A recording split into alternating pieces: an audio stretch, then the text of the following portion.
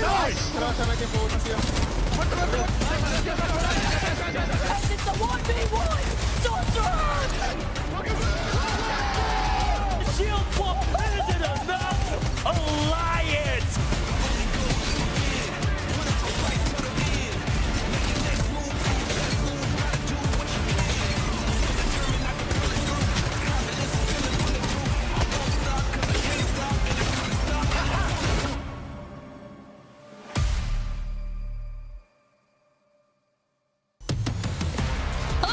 Welcome to the Apex Legends Global Series. We're back for day 2 of our doubleheader weekend, aka Match Day 5 here for EMEA. We had a very exciting day yesterday with Roadhouse finding themselves at the top, and today Group C will enter the fray as it is officially halfway through the season. My name is Glitter Explosion, and I will be your host for today, and I am, of course, joined by 2 of the best in the biz. We've got Onset and Gaskin ready to go. Mark, I know I saw you in chat, paying attention to everything we had going on yesterday. How are you feeling now that we're at the halfway point of the season? Feeling good. It's disappearing pretty quickly, these game days, though. As you say, we're at the halfway point, and we have to start looking at qualification for Sapporo. So we'll certainly be keeping our eyes and ears to the ground. I don't know if that's a saying, but it certainly is now, to see who's going to be performing and who is certainly putting their name in the hat, so to speak, when it comes to qualification for Japan. Oh, 100%. And EMEA has definitely been keeping things interesting so far across all of our days, Dan. So how are you feeling heading into Match Day 5? Really good. I was quite intimidated by Mark in Twitch chat yesterday when I did join in. I joined, I left. He gave me too many compliments, but I'm expecting even more today. But yeah, EMEA always puts on a show for us. I'm excited to see what they've learned from yesterday's EMEA groups going at it. Of course, we see going at it again today, but we get 10 new teams to maybe shake things up a little bit. Yeah, I think yesterday continued to really highlight that while we do have our top contenders in the region, the level of competition has constantly been elevated as more of our teams are putting themselves in the conversation for the top. And these emerging contenders are really helping to keep things interesting. So we'll take a look back at our Match Day 4 highlights so everybody at home can see exactly what I mean here. Because yesterday, it was all about Roadhouse. Now, in this first match, we actually get to see a win out of Empire Gaming here. Dia had spoken about them at the top of show, saying, are we going to get the 17th place Empire Gaming, or are we going to get the 3rd place Empire? Well, they kind of play somewhere between. They got 6th overall, and this win in match number 1 had a lot to do with that.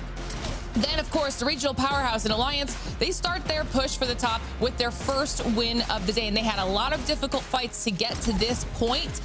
And at the end, those 2 teams cannibalize each other at the top, opening it up for Alliance to be able to third party. And then, of course, we make our way into match 3. And now this was after a 12-kill 7th place finish from Roadhouse. Match 3 becomes when they finally get their win, and a 19-kill win at that. And these 2 back-to-back games are really what started that snowball effect for Roadhouse, even after we changed the map, Dan, because it didn't stop them at all.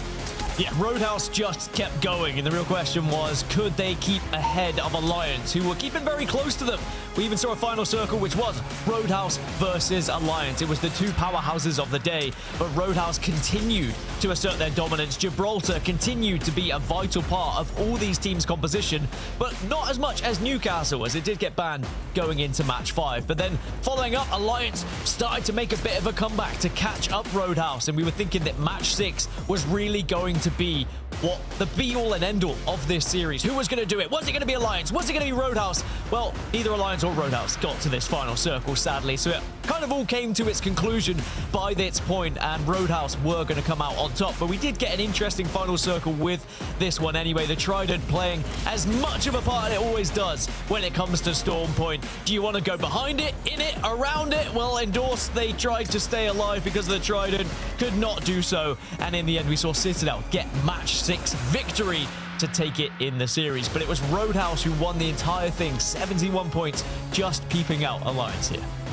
Yeah, you can see a big point discrepancy too between first, second, and the rest of the lobby, but some quiet consistency there out of Evos and 07 getting themselves 3rd and 4th place. It was a really fun day for EMEA yesterday. I enjoyed those matches, and I'm excited to see what they bring to the table here today, because Roadhouse yesterday was a really good example of just how many other strong teams there are in this region and what it has to offer. So now we get to see Group C added into the mix, and there are going to be even more emerging contenders that will be really important to highlight as as the battle for the top continues. And Mark, I know that there's one of those teams that you definitely wanted to highlight specifically for us. So tell me who you're thinking about. Yeah, we're going to have a look at NVMI this week and this match day before we get the action underway. We'll take a little look back before we look forward because they've been really consistent so far this season. I think when you're talking about emerging contenders, they're going to be one of those teams. And I want to have a look at this game in particular, match 2 from day 3 of EMEA, where they actually managed to take the win here, dropping over at Stadium. The zone goes north. And the reason I want to look at this one is because this is one of the most zone-centric metas we have had in the ALGS for a long time. You would have heard a lot of conversation about if you're not in zone early, getting in is so tough. And even accruing points is so tough. Well, you can see from their pathing here, they had to reset. They had to go out of zone. They had to come back in and fight their way into a position to then have success. They end up taking this game, and we'll take a look at some of the key moments actually of this rotate and what brought them success. So the first thing to highlight here is that things don't go too well. NVMI, they head over to Electrodam. The plan is to, with their recon character Sparrow, to hit the survey beacon and find what the lay of the land is, where he's going to be playable, where teams are going to be. The one thing that they don't have the information of course, is that On Dogs are already up here doing something similar. What this causes, unfortunately for NVMI, is they're forced to reset because Kajak gets taken down. He's not aware of the position of the enemies. He goes down, which forces then NVMI to have to reset. And the real reason that we looked at this game in particular, when we looked at the statistics of zone damage, this was an outlier. NVMI took a huge amount of zone damage in comparison to anyone else in the lobby. So I went back because I'm sad and watched all 6 games. And this was the reason why. This one game, they had to go and reset in zone. They then go to Galleria on the reset, and you can see they have a ring console and a survey beacon available. So they path this way. Again, they have a recon character. They're able to hit the scan to find out where teams are. And from their original rotate, you would have thought they wanted to play that choke on the eastern side of zone. That's when we've seen a lot of success on these Lotus zones. And they find out that that choke is actually free. So quickly, after getting the information, they hit the evac. They take themselves all the way to the north here towards that eastern choke where you'll see them land here. And the importance of this, and something to keep in context, is because the Lotus has so many playable spots, this particular zone means that there's a lot of teams already stacked up in the big buildings. That means that NVMI now have a simple rotation into where this end game is going to be. And a lot of the teams who are already here are going to be forced to fight, meaning almost a guaranteed top 10 placement for them just from this rotate. So it's a really smart decision to play for this spot, having seen it's open.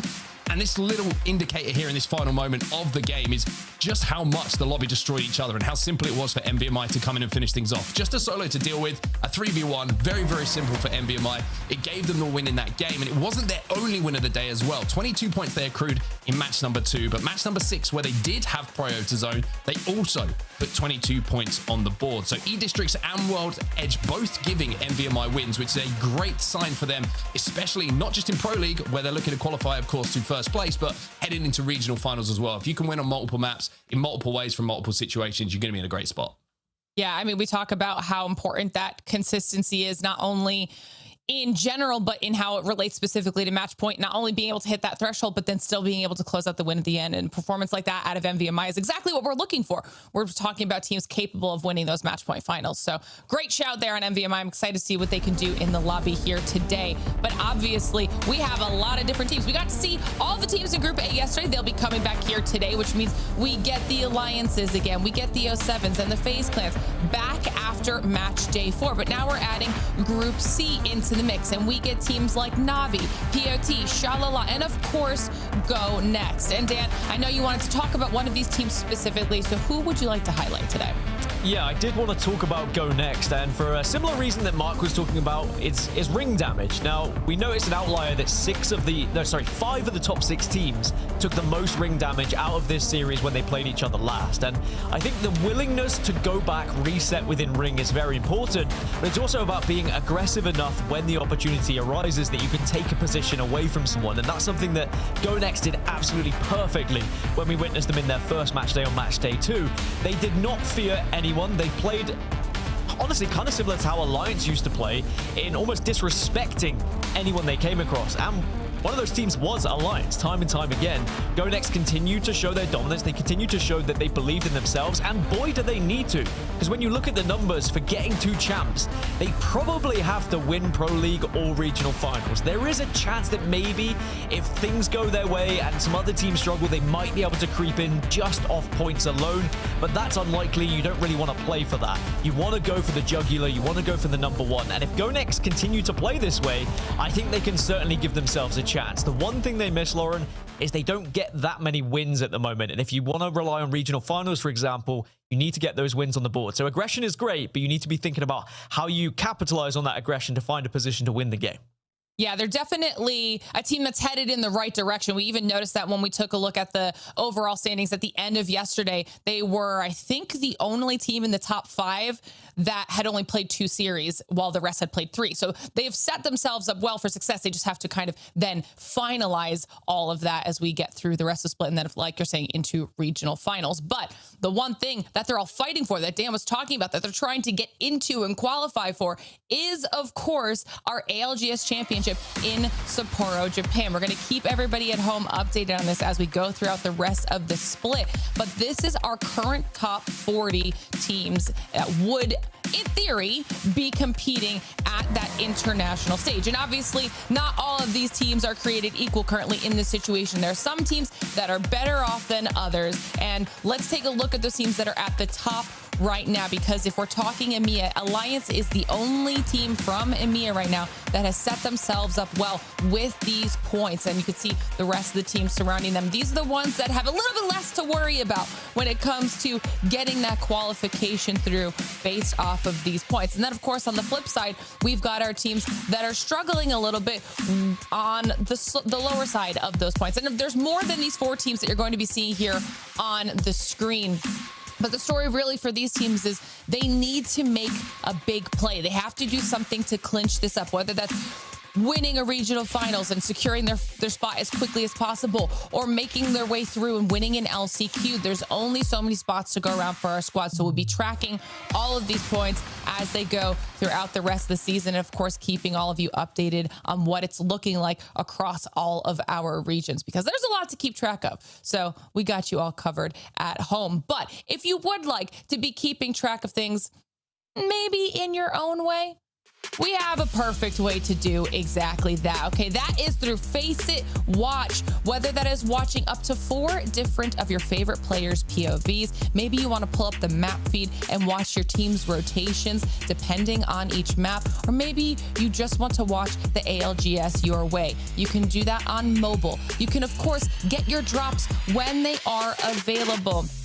It is the ideal way to keep up to date with everything every single match day. All you have to do is head on over to faceit.com/watch to do exactly that. And of course, as always, if there's ever a match day that you can't make, don't worry, we have you covered. All you have to do is follow us on social media, whether that is X, YouTube, our new socials, in TikTok and Insta, all at PlayApex Esports or at PlayApex on Twitch. As long as you're following along on there, not only will you stay up to date with everything we have going on, you'll be given access to some really fun exclusive content, as well as some potential, giveaways here and there. So just make sure you're on every single one, and then you won't miss a single second of what we've got going on. Now, our players are getting themselves loaded into the lobby as we speak, and some of these teams are coming in fresh off of a little bit of a warm-up day yesterday. So do you think that gives an advantage here to Group A now that they're not coming in as cold as Group C, Mark?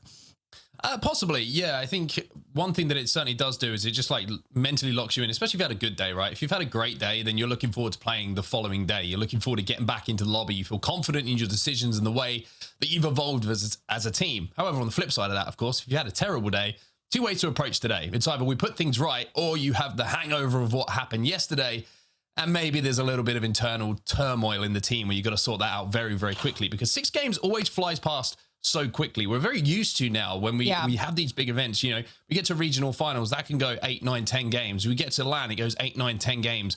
6 games feels short now for Apex Legends. And I feel like everybody has to just be on it from match number 1, because we know how many times have we seen first place taken away in a final game in the Pro League so far. So I think you've just got to be on it today. I think it's going to be a really fun day of action. Well, that action is about to get underway because I'm being told our players are ready. The lobby is loaded. So let's kick off match day 5. Let's do it. Dan Gaskin, are you ready, my friend? I know it's early for you over in beautiful Las Vegas, but it's a little bit later for me here. Gotta be honest, mate, very excited for this. I think yesterday was a lot of good fun to watch. I'm sorry that I made you feel uncomfortable in the Twitch chat by giving you compliments. That's the true Brit in you, though. That you just got to accept that. It is. I can't take the compliments. They are too much for me, so I will swiftly move on to avoid it once more. But E-District and World's Edge is where we're going to be. So handsome today, everybody, isn't it? Everybody in the chat, let him know. Dear. I'm going to blush. But E-District, I'm excited because I love this map. E-District has been one of my favorite maps ever since its introduction. And we take a look at which teams have been prioritizing it on their picks. We can see, number 1, Hot going for the Lotus. Killer Whales also prioritized Resort.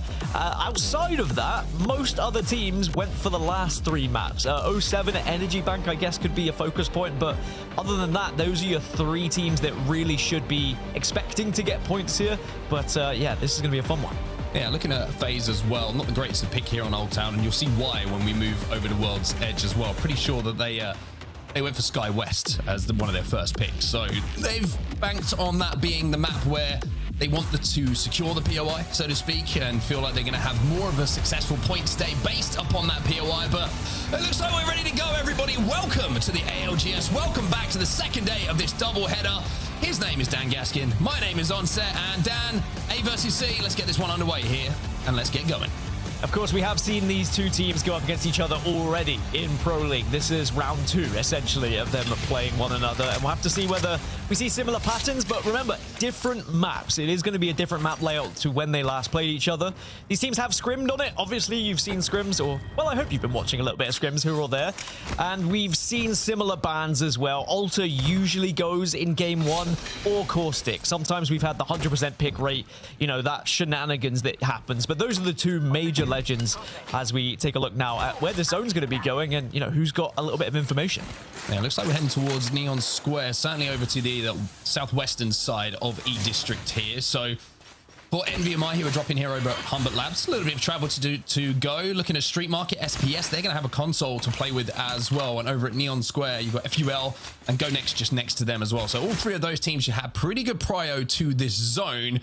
And POT, of course, Pot, who landed at the north, who had their first pick here on E-District. They do have a console, but over at the Lotus, they're going to have to make their way quite some distance before they get anywhere near this zone. Yeah, quite a journey indeed. And it's actually going to be 19 Caustics here. So Caustic is going to be banned going into game 2. Similar to what we saw yesterday in EMEA, Caustic going out first, but then expect Alter to follow shortly. So that's going to be a lot of teams trying to move in, take advantage of that ring console information from Caustic, playing some sort of building here on E-District, and then starting to let rip with some of that gas. Now, we do see a good amount of Newcastles as well. Expect Newcastle's kind of popularity to go up as game's on. But that Newcastle and the teams that do have Newcastle really could have a good opportunity here to get into some early fights if they choose to. Speaking of which, Navi are taking early damage here. A slab will be down inside of the building, and frustratingly, that's going to be the Caustic that goes down as well. So not going to be able to use that Nox gas to hold off this push. Beamsy takes a little bit of damage. Okuro will get the knock, and that looks like Navi will be trying to escape, or will be going down very, very soon. It looks like Navi have managed to get one player at least out of there, which might elongate their game and set them up for a reset. But what a good, solid early push here, deep inside of zone from FUL.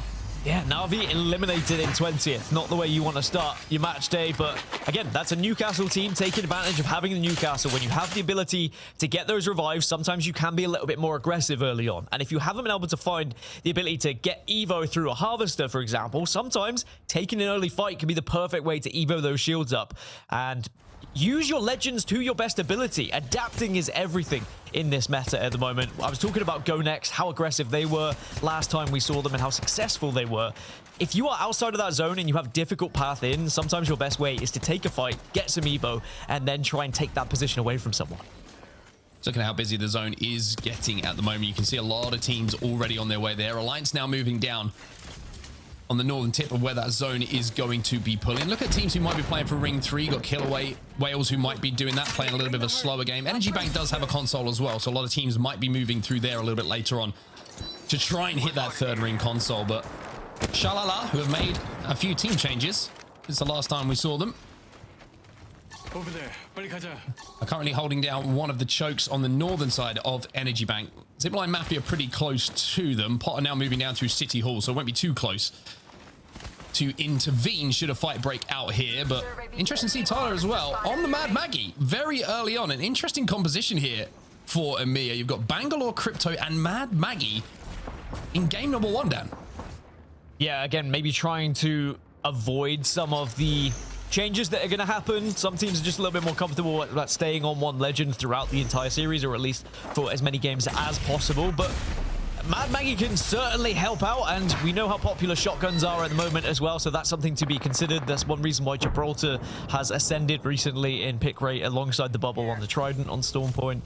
But the meta is consistently developing, and remember there's changes coming next week as well. We've got another patch dropping which could change and shake things up, so if you can take advantage now of being good at this meta and getting some points on the board, it could be vital for your chances of getting to the championships. And speaking of should we say unpredictable compositions, Killer Whales, Ash, Sparrow, Lifeline. Certainly an interesting one for them.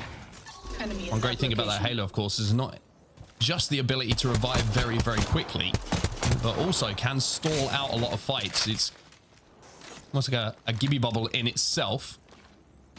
But you have that fast healing ability inside, which is just going to let you reset those fights a little bit quicker, especially if you have to rotate into zones a little bit later on. I'm just thinking about the SHALALA composition. The pattern has been Gibraltar, Newcastle, +1, essentially, very recently. And I think that you're looking at the counter comp to that. And when you've got Bangalore, which can, of course, deal with barrels, you've got everything. You've got Maggie, of course, with a riot drill, and that can deal with Newcastle walls and Gibraltar bubbles. Kind of makes sense when you think about it. It does, especially the later games when Gibraltar does come into it. If he does, which we saw yesterday, he does. Also, I want to correct myself. Earlier I said Caustic was going to be banned. I was looking at last week's stats. Alter is the one who's going to be banned. It's close. It's 18-17, but yeah, Alter's going to be banned this game. I just wanted to make sure I dialed that one back in. But SHALALA maybe looking to try and engage here, or at least escape, depending on how this first engagement goes.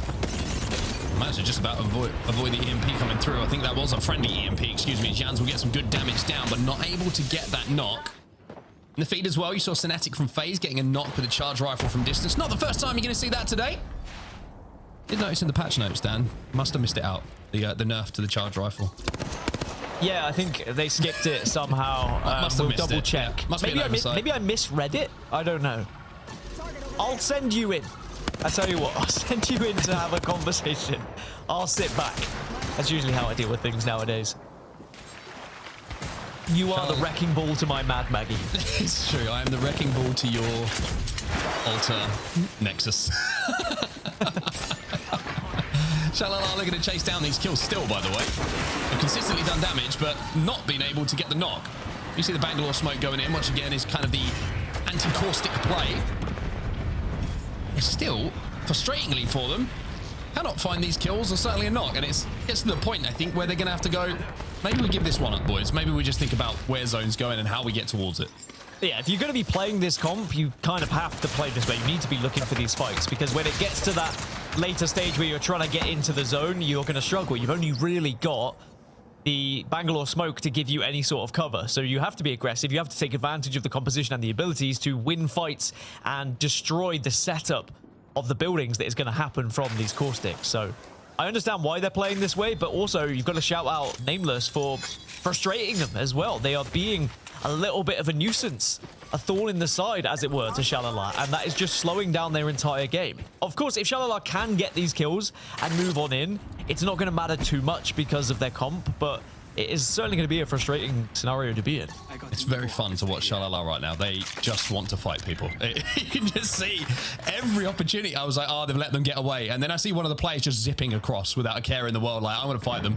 I don't care if they're on top of the building. We've seen them drop off. I must be able to take height. They are looking for kills and looking for points on edge of zone. And kind of love it, to be honest. We'll have to see if the composition does work out for them. Certainly thinking outside of the box a little bit in comparison to a lot of the other teams who are playing those more comfortable scrim ready and scrim practiced compositions that we're seeing. Alliance now find their way into zone, though. They're going to be playing the height here. As you can see, a very, very good rotate from Hackis and the rest of the boys. Yeah, we almost have to thank the likes of LG and Virtus Pro for creating the composition on Storm Point, showing the power of Gibraltar alongside Newcastle and Rampart. We saw a lot of it yesterday for that reason. And yes, the Trident is one of the key reasons, which is why you won't see as much of it on E-District, for example. We did see a fair bit of Gibraltar on World's Edge, though. So he still was finding a little bit of power regardless of not having the Trident available to him. But round 2 starting to close now, and we know most teams are already in zone by this point. It's mostly poke damage that's happening between teams like Alliance and the surrounding. They're waiting for where this next zone's going to be so they can see whether they need to reposition or not. The only 2 teams outside of zone, SHALALA and Nameless, and then on the other edge you've got kind of FaZe Clan and Endorse. Well, ZiPLina Mafia have lost the core stick, and they might be about to lose all the points available for them in this game, as Fitu will just about manage to escape on the altar. But a reset at this point, very, very difficult. The one good thing, of course, about being Altar and the last one alive is you can scavenge some of those death boxes from a distance and look for that Moby respawn. But FaZe now looking to fight and doing a pretty good job of it now. Yep, and I think it's a good chance maybe to jump into a FaZe Clan listening and see how they're feeling about this fight and this rotation. Yeah. There's a mythic there as well. Wait, where am I getting shot from? From high up bridge. In front of me. I'm coming. Where? I'm not with you. Q left. Can I zip line? Oh yeah, I see. Kill this guy. Core stick. He queued up. What? It's a duo. Can we kill that? Yeah, we can. Yeah, give me a sec. I'm walking up left. No Sparrow. I'm gonna take his Q, okay? They're setting up. He's still there. 9 on him. Ultra low. Yeah, point about. What's like 100? I'm scanning him. It's gonna be a good nade. It's gonna be a really good nade. Ultra 1. Is it duo? Yeah, it's a duo. Yeah. Ultra 1, bro. Fuck. Ultra 1. What's it 1? Ultra literally 1. Ultra literally 40 HP. No, 50 on you. 1-1. Take TP. 1 HP. Pin him. Get the kill. Please get the kill. Nice. Take TP. Yeah, take TP. Yep. Oh, fuck. Healing. No, shoot him. Bro, I couldn't kill the ultra at all. Fucking caustic barrels, man. Yeah. Fucking dogs. Fuck. No, shoot him. I mean, we're just full chilling now. Yeah, look at zone. I'm gonna place TP here.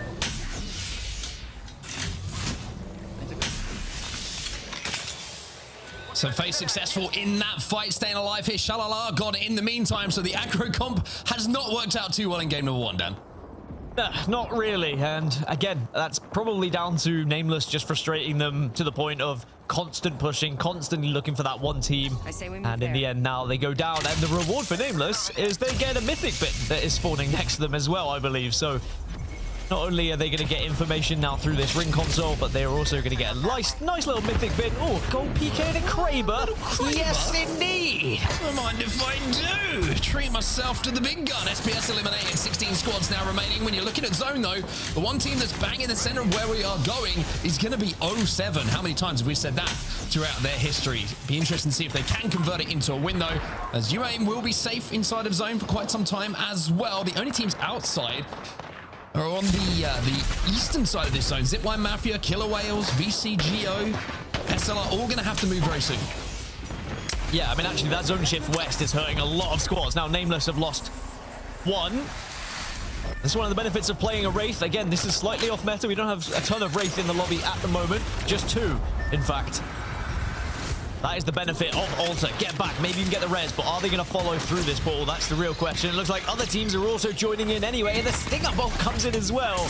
And sadly, that will be the end of Nameless. Now we're down to 15 squads. And it's FaZe with more KP here. Nameless eliminated as FaZe try and clear this side of the zone, and they will have a pretty comfortable walk in now if they can deal with Endorse. You can see FaZe on the southern side of this zone, and 0-7 in one of the only buildings available. And there's also a Nexus down in one of the other buildings. I wonder if that's also 0-7s or if it's another team who are just overextending, playing a little bit of space and having that as somewhere that they will retreat to. Pot just made a move into the building of GoNext as well. They might fight pretty soon, but look at FaZe's position on that southern side. They look really, really strong now. And FaZe should be brimming with confidence coming into this after a dominant performance in scrims when these two teams came up against each other. And they need it. FaZe Clan are another one of those teams that need to win Pro League or regional finals to get one of those spots at the championships. They cannot do it by just getting 3rd, 4th, 5th place and just get a few points on the board. It is the Hail Mary for them. And there is several teams, quite a lot of teams who are in the same boat. And that's why we're getting some of these games which do feel that extra little bit exciting, because they know they can't slow down in these Pro League matches. They constantly have to be pushing over and over again to try and get max points here. I'm tired of this place. So FaZe the Kraber. And the majority of this zone to themselves. Mentioned 07. Well, UAIM are moving in on them at the moment. They're taking the bottom floor of the building. Saw the EMP going off as well just to try and slow them down, but UAIM look like they're going to be able to actually reset, manage to get the heals off here. The batteries are popped, so they're back up to full health. FaZe have just spotted a potential solo here from VCGO as well, and they are sliding in together at the moment to try and get an extra KP. 15 squads remaining as the lobby starts to fight. That eastern side is looking very, very dangerous. ZiPLina Mafia, they're gone. Lobby starts to fight because the circle starts to get smaller, and suddenly all those positions you had played for are not going to be safe, and everyone's trying to force their way into the next building. It's almost like a game of Frogger, going from one building to another, trying to not get taken out by teams that have watch of those roads. Killer Whales down to 2, but thankfully, you've got a lifeline, a little tippy tap, and you're back on your feet. And now Killer Whales can play this southeast side. They have SLR and Endorse right next to them, but the fact they have this Kraber to work with as well, if they can rip a headshot here, that could give them their opening to try and move forward. A bit of responsibility here for King Victor to hit that shot. Like you say, he can play this head glitch, though, on the stairs. Ooh. Will be safe, just about, but will have to take a little bit of damage if he wants to use that to its maximum effect. In the kill feed, you can see a couple of players being knocked from numerous teams at the moment.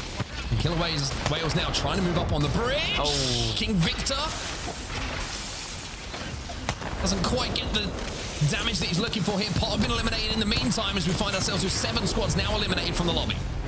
Some of those shots where you're like, I really hope the observers weren't watching at this point, but it is not an easy gun to handle. And sometimes when that responsibility is on your shoulders, it can be a difficult one to try and deal with, but they are still alive. One of those shots could have made the difference. They might get a chance to maybe make up for a couple of whiff shots. Now, Alliance looks like they were joined, they were pushed, and they deny. They say, you shall not pass, and they take down the first. And Alliance are not really one of the teams that you want to try and go up against in this early game.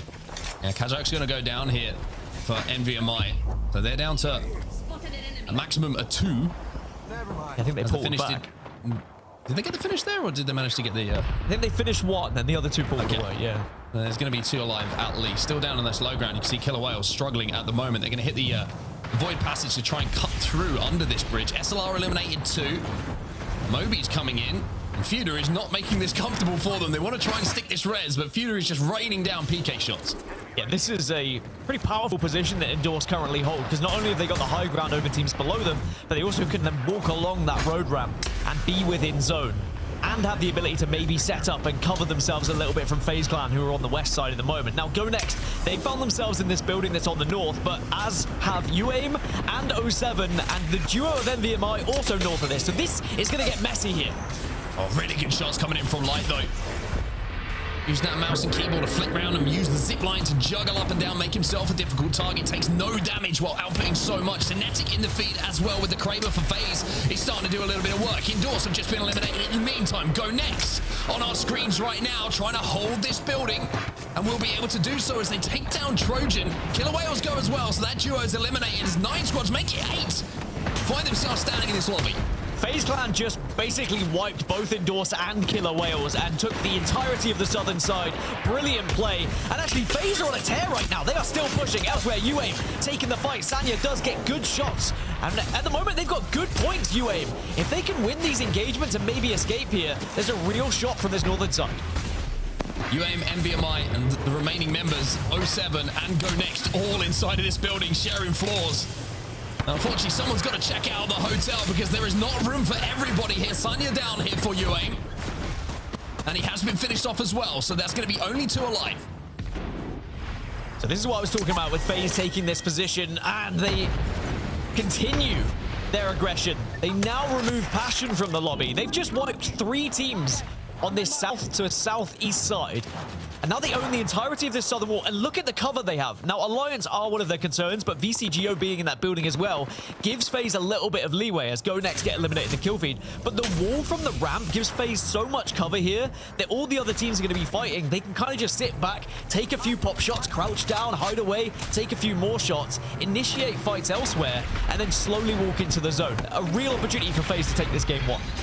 Need an indication of how strong some of the weapons are, the range weapons at the moment. When you've got 2 bullets left in a Kraber and you swap it out for a charge rifle, that should tell you everything you need to know. That's what we just saw from the POV of Synetic, as now 07 will pour outside of this building. There's nades everywhere stacked up on this side of the fence as 07 will fall, as well as UAIM. Everybody in that building has just turned to dust. Good kills from 07 though, but this is the big fight now. Alliance versus VCGO, but FaZe Clan all the meanwhile still watching this, but Alliance are aware of it. Alliance are trying to plan for FaZe as well here. They are not just turtling in and focusing on VCGO. FaZe have been very frustrated if they don't turn this position and this game into a win as well. Oh, as you see the Stinger Ball go in on that bottom floor, that is going to output so much damage. VCGO will be eliminated, and now we have FaZe versus Alliance. Hackers has to reset here, has to get shields off, and they will get the first knock here. FaZe, it's a 3v2 to close this one out. Alliance and Unlucky as a duo though, this is still a threat. There is still a chance here. FaZe need to play this one correctly.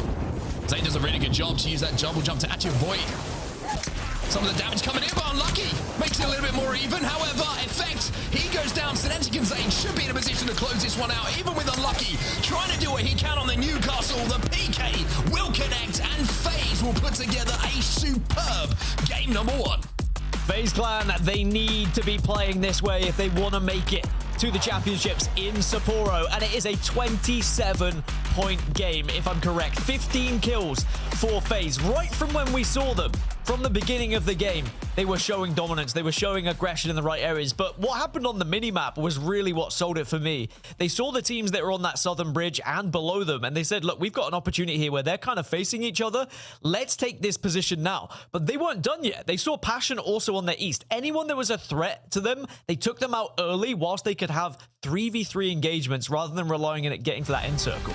Yeah, really, really good play calls to clear that side of zone. Their closest threats, if there was anybody available or fighting that they could look to get a pick or two just to reduce the odds of those teams having an influence later in the game. FaZe took that opportunity, and what it means is 15 kills and 12 placement points for them. 27 points from game number 1. Alliance in second place with 13 points. A lot of those thanks to that second place finish with the 9 placement points. Just the 4 kills for Alliance, which for them, pretty low, but still a very, very solid game. There's the head-to-head from the two teams, down 16 assists as well coming in from FaZe. It was a very well put together game.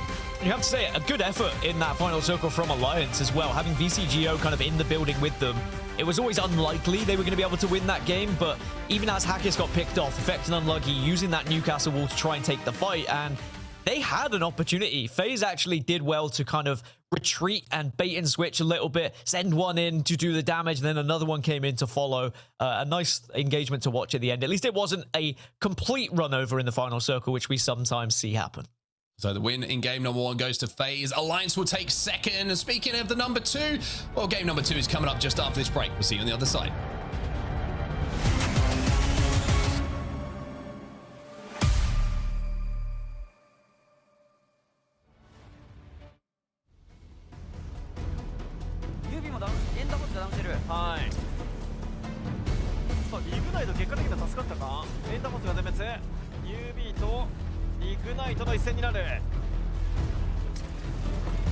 さあ最後はニュービー、今シーズン初チャンピオンで勝ち切りました。真ん中に入りました。さあリグナイト、これどうするか。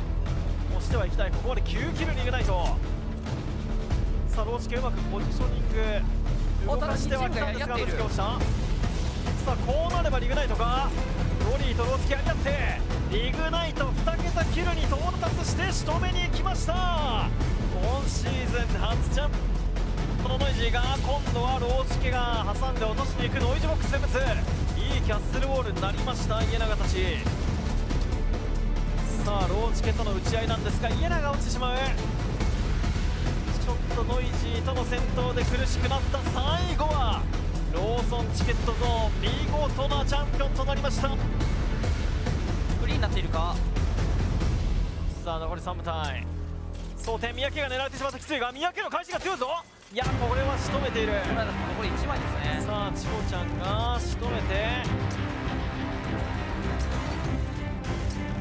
さあどうすこいインパクト。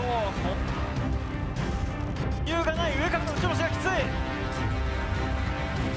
さあ振り向けば家長でしたがこれで全滅。さあ最後の1人熾烈な首位争い制したのはリグナイト今日2度目勝負どころ第5マッチを制しましたドスコイ勝てば逆転の1位もあるさあノアの組は1人ドスコイインパクト今日2回目熾烈な1位争い自身で首位をもぎ取りに行くチャンピオンとなりました。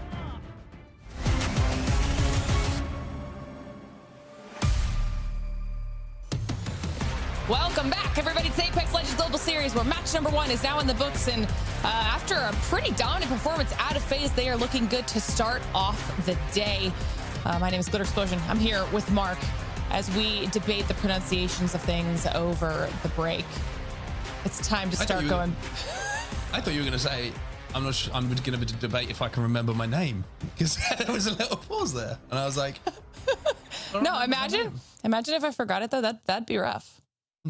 I've done it before. This many years together, 5 years together. We'll take a look at the final circle here as we get to see what happened in those final moments. And honestly, it was, when we get down to the final moments for FaZe outside of this building, while Alliance are trying to handle VCGO inside, the Sparrow on Zane did so much damage to start them off here, Mark. That's really what kind of gave them the edge. Yeah, the great thing about the Stinger Bolt that goes in there is it's not only the damage it outputs, it then kind of eliminates a lot of the passages that Alliance can leave the building from, right? Because they're not going to walk through that ult, or if they do, they're going to have to destroy it, so they're going to take damage. So it's a really smart play to use that one Stinger Bolt that was available for Zane, and then also to be the frontline player initially, knowing that he's got that double jump, that movement available to disengage as Alliance leave that building and make sure they have the numerical advantage. Slightly scary moment towards the end, because we have, of course, seen Unlucky almost clutch some of the most insane moments while he's rezzing people on Newcastle, but they played it really, really well, FaZe. And I think just from start to finish, that game was about as perfect as they could have asked for. And even so, Alliance still finding themselves at least in that top 2, starting off their day strong as well. And now we're going to be heading into match number 2. Caustic is still alive and viable as well. So I think this is the first time he's lived to match 2 in a while. Yeah, I mean, I think last time that Dan and I cast this group, we had a tie between Alter and Caustic in game number 1, which sent Dan into an absolute frenzy because the rules on tiebreakers seem to change all the time. And we actually got to the point where it was officially a coin flip as to who would be banned. So yeah, this time at least we've got a clear, decisive decision where Alter is going to be the one who disappears and Caustic will survive for now. And obviously, you know, different maps, different legends, but I think in anticipation of the patch coming up, we're also starting to see a little bit more legend variety out of our teams. I mean, in match number 1, I think there even was one Mad Maggie in that game. So we're getting a little bit more. Yeah, I mean, Shalala, I like the idea behind the composition. It's very easy, and we do see this a lot across multiple regions. You look at what the top teams are playing, and a lot of teams will copycat off the back of that, thinking this is the best composition. But sometimes thinking outside of the box is what brings you success. I mean, you go back before Legend Band, you go back a couple of years. One of the reasons that Alliance would have success in EMEA and on the international stage before they kind of crossed and got that big win was they were always thinking ahead, a composition ahead, a counter composition to what was being run in the more general consensus of a meta. So I think Shalala thinking outside the box a little bit, very, very smart. Plus, you got to remember that as a team, they need a lot of points if they want to be in a position to potentially qualify. They're right on that cusp at the moment. So maybe they're playing for a more KP heavy kind of play style at the moment, where you think that's going to be their best results, especially with how difficult it is to get into zone. But here's your map rotation. This is where we're going next. Back to E District, Alter Band, FaZe with the win in game 1. Yeah, you know, and I like the point that you make about people starting to try different comps and then kind of seeing what happens and it almost setting the stage for the rest of the region, or even, excuse me, other regions, because you and Dan saw that last time around when in Americas you had LG and VP doing the Gibby Newcastle Rampart trio. They do well. And then yesterday we saw a lot of teams in EMEA using that exact same thing on Stormpoint. Yeah, I mean, as you say, the piggyback, recognizing, again, it's all a kind of a domino effect, right? Everyone's realizing that you have to get to zone somehow, and it's so difficult to do. And with a Trident, if you get one of those POIs and you have a Gibby bubble, it's one way that you can negate the charge rifles, the 30-30s, the potential cravers that are hanging around from those teams who have already managed to get prio to that zone. So it is certainly something to adjust, but also something that was fascinating for me yesterday watching Americas is the unpredictability of legend bans that we're now seeing, because scrims went a certain way. And then I think it was after match 2 or 3 that Newcastle got banned. And I was watching the POV of a couple of different teams, and everyone's like, wait, okay, what do we play? Like, how is Newcastle banned now? That's completely scuppered what our game plan was ahead of today. So I wonder if there's a little bit of countering based off of what has happened in scrims from some teams who are looking at the stronger teams and going, hey, we can really disrupt them if we go a little bit of a different direction and we get a legend banned a little bit earlier than what was expected. So many variables at play for our squads as we get our first look here at that ring. Passion in a really nice spot, dead center in City Hall, seeing what they should also have information at their disposal to kind of figure that out early, and they can really nail down some space.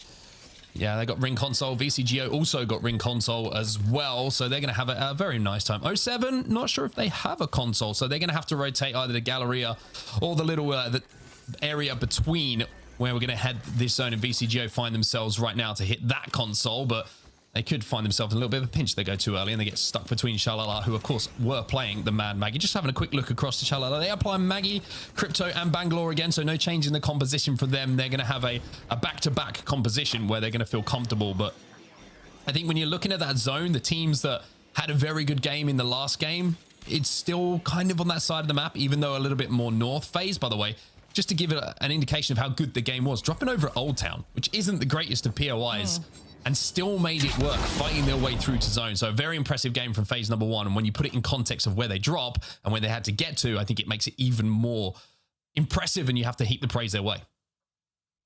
Got to see Navi there for a second, team that went out first in match number 1. Definitely looking to rectify that, get some more points on the board here in match number 2 and not run into that early engagement. And I know that it was with FUL, but I believe that there was also some damage coming in from GoNext in the very beginning there. So they kind of caught themselves in the middle of 2 squads, and it was a bit of a rough pinch. Yeah, a rough game number 1, but it is game number 1. You know, it's still 5 games to go here. It's one of those where first fight you take doesn't go your way. You got to get over it very quickly, because like we talked about in the build up to today's match day, 6 games goes very, very quickly now for these teams. I mean, even when you look at the practice regimen for some of these teams, a lot of these teams now, it's a double block of scrims. It's 12 games. It's not just 6. So 6 can disappear very, very quickly. And I think for Na'Vi, they will be in a good headspace, I imagine, to just kind of let that one go and know that there's a lot more Apex to play here. Now, you had also shouted out Killer Whales for their comp in match number 1, and they're another one of those teams. They were up at Resort for their POI drop, and they've moved in nice and early to the circle. So I'm interested to see what they can do with that lifeline here in match number 2, as they are one of the squads that definitely needs to get some points on the board, as we get an opportunity here to check in with Dan's team and GoNext.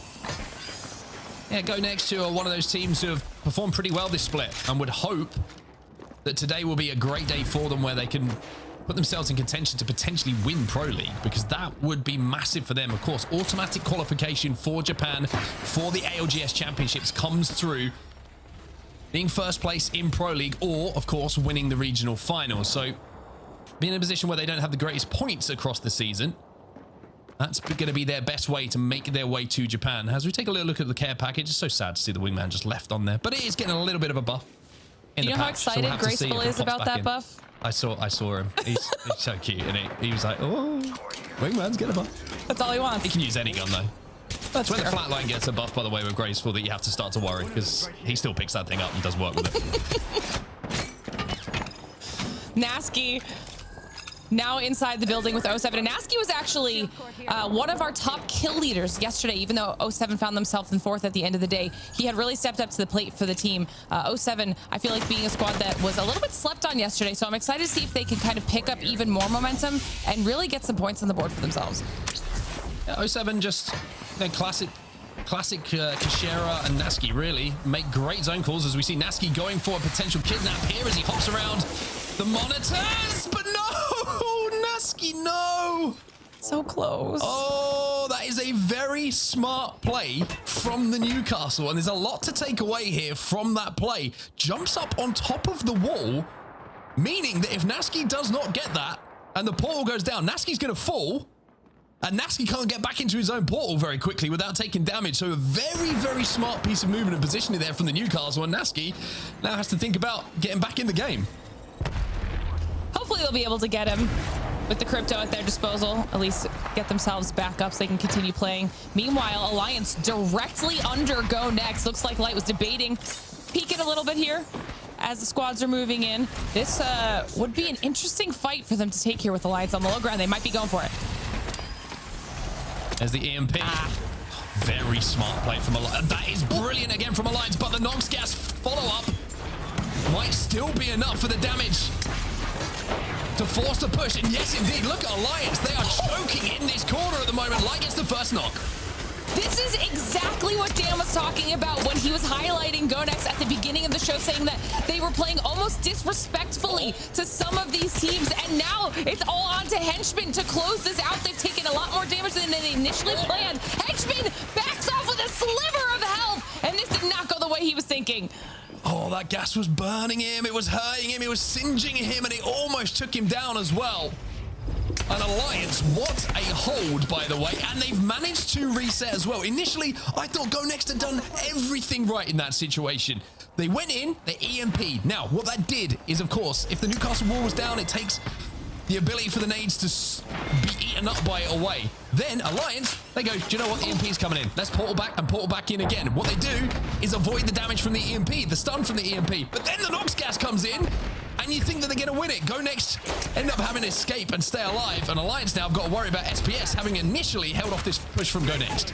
I think SPS thought that they would have walked in on a slightly different situation there, having heard the back and forth, and that it's not really going to work out in SPS's favor. They instantly try to retreat and see if they can survive to see another day. They do lose one, and Alliance might be going to chase this down because why not? Yeah, Alliance are feeling it right now. Spitfire, the Spinny is singing. It's up to Effect to finish this off. Has to just take a second to reload the Peacekeeper. This is one shot. Doesn't miss the second, though. We all knew that was going to happen. One shot is generous for Effect to miss. Hackett's going to be brought back to his feet here, dragged back to his feet. Boy, unlucky on the Newcastle, and Alliance is showing moments of brilliance there. Two fights that both go their way when you felt initially that they were at a disadvantage. Terrifying. Meanwhile, Henchman did escape for GoNext and revive the rest of the trio, so GoNext are back up and alive. So they will live to see another day as we get to check back in with Na'Vi, minding their own business here, right on the edge of the next ring, trying to give themselves a little bit of information before they continue to move in. Yeah, it'd be wonderful to watch those Alliance moments back, because we've only got so much time to break it down live in a game, but there's so many nuances to why everything went so well for them. And maybe we'll look at that next week. Next match. It was a great play. Na'Vi making their way towards zone right now, which is hard pulling towards City Hall at the moment. So a lot of teams are going to have to fight their way into those kind of large buildings, but not comfortable buildings. A lot of different floors inside of them, but not a lot of corners to play. Instant poke damage out of Alliance backs Na'Vi away. They had used their crypto drone to scout towards the eastern side a bit, decided there were too many teams trying to rep this way. Alliance is in the way, and that's not the team that they want to mess with right now, especially after Alliance is now feeling themselves off of those two fights. Once Alliance gets into an aggressive rhythm, you do not want to mess with them. Yeah, I think it's a really good point, because you saw it on the back of the second fight, right? They get the initial knock after getting pushed, then they immediately just surge out as a team and think, hey, it's difficult to beat us in a 3v3, but if we've got a numbers advantage, we're going to take that fight, having just held off the push from GoNext initially. So Alliance full of confidence, second place in game number 1, and already points on the board here with one team eliminated from the lobby, but they've got the most KP for sure. And they've barely just begun as well. They're setting up right here on the edge of the ring, and now they'll be able to hold. They'll have some good sight lines on the teams around them, could do a lot of annoying poke damage as we get to take another look here top down on this map. You can see GoNext survived all the way up in that northwest side, just getting a little bit more information and probably loot before they dive back into the fray. But I'm also keeping my eyes on NVMI after you talked about them and after the performance we saw out of them last time. I'm excited to see what they can do for the series. And one team, I think one of the only teams who's going to be able to hit a late console here as well. You can see them just hovering over it at the moment on the the right-hand side of this zone. So they're going to know which side this is going to be pulling a little bit better than other teams. Once this zone closes and they get the next zone information, they'll then hit the console to see where the teams are going to be stacking up, and they will have this information that no other team in the lobby will have by the looks of things, unless maybe one team in City Hall can go for a beacon that was there initially, but I think it's going to be very, very risky with the amount of teams that are stacked up. So NVMI, even though they don't look like they're in a great spot, they have a lot better information now on where the zone is going in comparison to where everybody else is stacked up. I was just going to say, I'm also looking at UAIM and Navi potentially running into each other, and we jumped straight into it. So thank you for the observers for catching that so we could see how this fight goes between these two. Navi definitely want to get a good fight under their belt, start to feel a little bit more confident here. They're kind of tiptoeing around the edge. UAIM opting to leave. They don't want to be the next team taken out, and both squads decide to back off. They don't want no smoke. Is how I would see it right now. They will save the smoke for later. Navi trying to pick up a couple of KP on the edge of zone. You can see they're also pinging the survey beacon here, which of course they can hit. Hiyaka with the drone on the crypto will be able to find that information out as to not where the zone is going to be going, but where everybody is playing at the moment. And Navi might have a really nice walk into where this zone is going to be pulling. Teams who are in zone at the moment, 07, SLR, and FUL on the northern side. Potter there, Trojan are there as well, but there's still a lot of space. The majority of the teams are on the northern side, outside of where this next zone is going to be pulling. So that's where a lot of the action and fights are going to take place. Especially everybody trying to push out of these buildings. And at what time? Oh, this is going to be a rough ring collapse when it finally gets to that point. Navi has continued their rep towards the south. They find themselves running into Alliance as we get to check in with NVMI. They've been jumped on by SHALALA, and they're down to a duo. And I hit the evac as well to see if they can maybe get out of this carnage that's starting to take place, or if they can find a sneaky place in zone.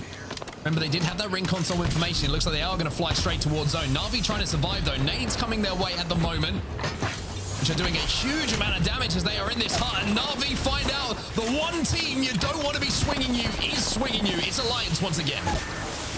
Oh, this is rough. They do lose effect, though, and Hackis is taking a lot of tick damage right now as we're trying to see if they can stick the res. Effect manages to back off, get a little heal out, and they survive that fight. Definitely good job on behalf of Navi for being able to kind of stave off that aggressive Alliance push, but both of these squads are going to have to move through the exact same choke, and they're not going to end this fight easily. Well, Effect has gone down, though. That makes it a little bit more complicated, and the caustic gas is ticking away at everybody at the moment. Unlucky's going to get Effect back to his feet once more, though. UAIM just been eliminated. SHALALA also eliminated in the last few seconds, so that composition certainly isn't working for them at the moment. As Alliance continue to try and finish off Navi, but they're struggling at the moment, and that is just due to these caustic barrels. But Alliance doesn't look even remotely deterred. They continue to back off and re-engage, knowing that they have a high chance of winning, but FaZe has heard the commotion. They move in to try and find the third party. This is what FaZe did so well in the first game. As soon as an opportunity to third and clear the side of zone that they're on emerges in front of them, they take it. There's no second guessing, which has been something that FaZe have been guilty of, is the slowness in their decision-making so far this split. It looks like they're looking to put that right here, and certainly a game one victory with the KP they got will fill the confidence and make them feel like that's the right way they should be playing.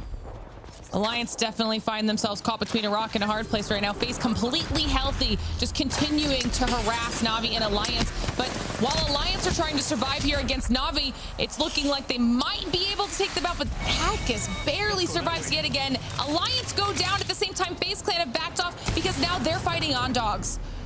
I mean, Navi, what a hold that is, by the way. It was a 2v3 the whole time versus Alliance, but the caustic barrels, the knockdown shield, all of it combining just to make it so difficult for Alliance to finish off that fight. And in the end, the addition of FaZe means that Navi survive and Alliance will fall. FaZe might be having the same situation right now, though. Nax is going to be taken down. No back-to-back here for FaZe. They're out as well. The third, fourth, and fifth parties are coming in as Killer Whales decide that they want to be part of the discussion here. Ondogs down to a solo. Navi in a duo, having barely survived their back and forth with Alliance, and everyone on this western side is starting to run into each other as they're forced in. Killer Whales looking to just use this edge of the ramp as the cover from everybody who's moving on their right-hand side. It looks like they have cleared their right at the moment.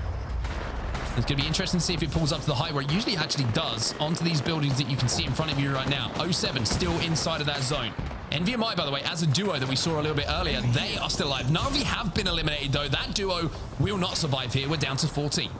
There was just no safe route in for Navi there. All of these teams that are in the next ring were kind of holding their exact pathing, so Navi had nowhere to go. Ondogs finally go out as well, as 07 are starting to look for where they can move in. They are going to have to move in just a bit north, and they make that move into the building alongside GoNext and FUL, and do so successfully.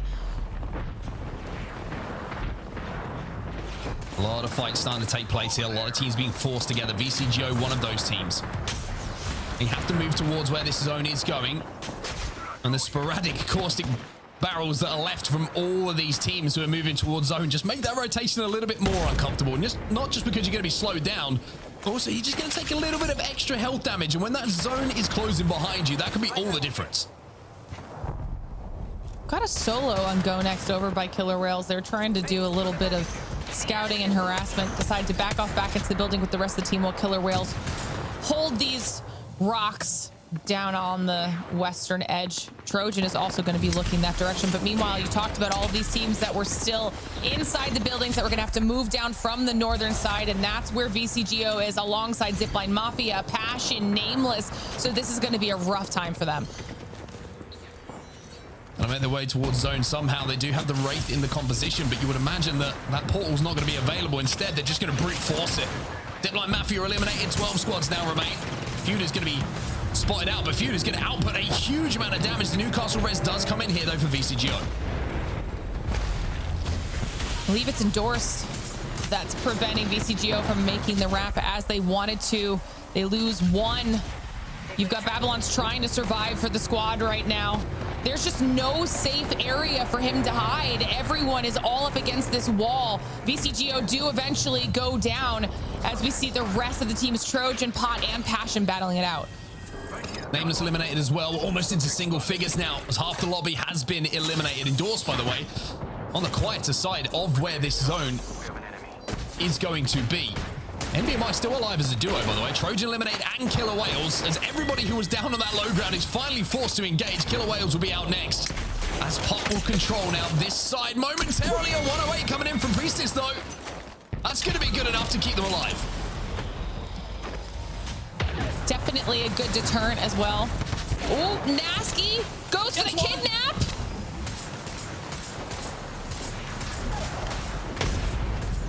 Ray gets back by the looks of things. He did get the Priestess has been taken down, so they have lost one. It looks like Nasky was being a nuisance. He stresses me out every time he does that. Didn't go so well the first time he did it. Second time around, much more successful. You know what they say, first they don't succeed. Let your ego take over and do it again.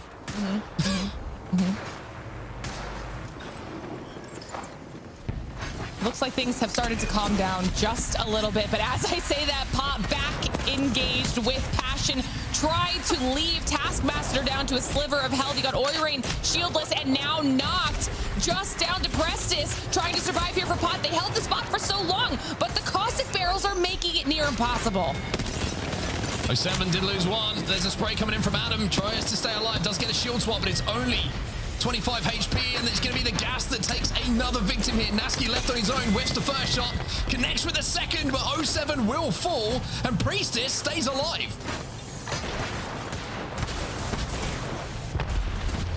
This is an insane battle all up here on the north side for this rock space. Everyone that's gone down there has eventually died. You've got FUL now looking down on everyone. Endorse, like you said, they were on the quiet side of the circle, and they're still maintaining that mostly. They've got a 2-1 split right now. Deciding to move back with the squad as FUL are eliminated, and Endorse have a great spot on the eastern side. We're down to 3. And Feuda, he's going to be the next player to fall. GoNext. Move from this high ground. Noxgas goes in as well, and GoNext will clean things up. GoNext will be the champions here of game number 2. But that was an absolute mess. That endgame, the amount of Wraith portals we saw going down, there must have been a bounty on some of these teams, the amount of kidnaps that we saw being attempted. Very interesting one to watch. It just felt like there was duos and solos and teams and players getting kidnapped. It felt very difficult to track actually who was a full 3, but GoNext, they pull it off. And off of the back of having started the game with that insane back and forth with Alliance. Henchmen just barely escaping for the squad, having to go get the full reset for them. They survive in the ring for a bit and are able to bring it back fully to a win. I mean, that's just an impressive run there out of GoNext when they were on that much of a back foot. Very, very impressive stuff from GoNext. And 6 KP, 12 points from the placements, and that win is going to give them 18 points overall. We mentioned Endorse, how they play the quietest side of zone, or certainly got them into a position to play that side of zone. They end up with 16 points. NVMI as a duo get into 10 points, which is very, very good when you're finding yourself down to 2 when you haven't even rotated into zone as yet.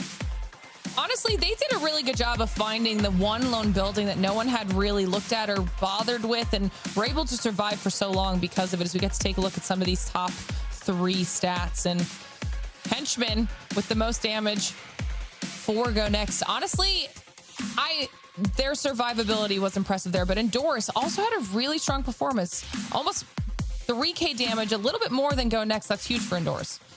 Yeah, very good stuff from Feuder as well. Interesting to see what weapons he was running to get that damage on board, but almost 2K for him. This is what the series looks like after that, and GoNext move into joint first, essentially, when you're looking at the points total. 29 points for them and FaZe. FaZe just ahead on KP, if I'm not mistaken. So, I don't know, but we'll work it out at the end. Doesn't matter right now. They both have 29 points.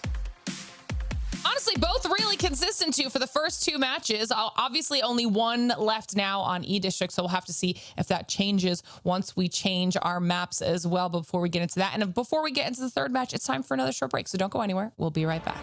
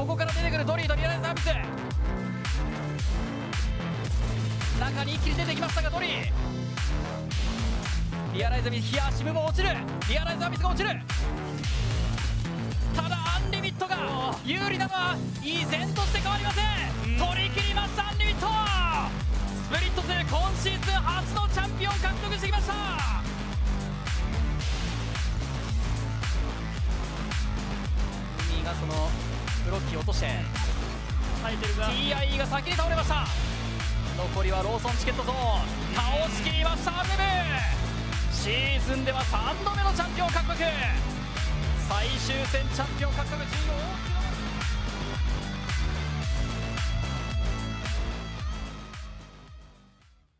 Sony InZone, the official monitor of the Apex Legends Global Series.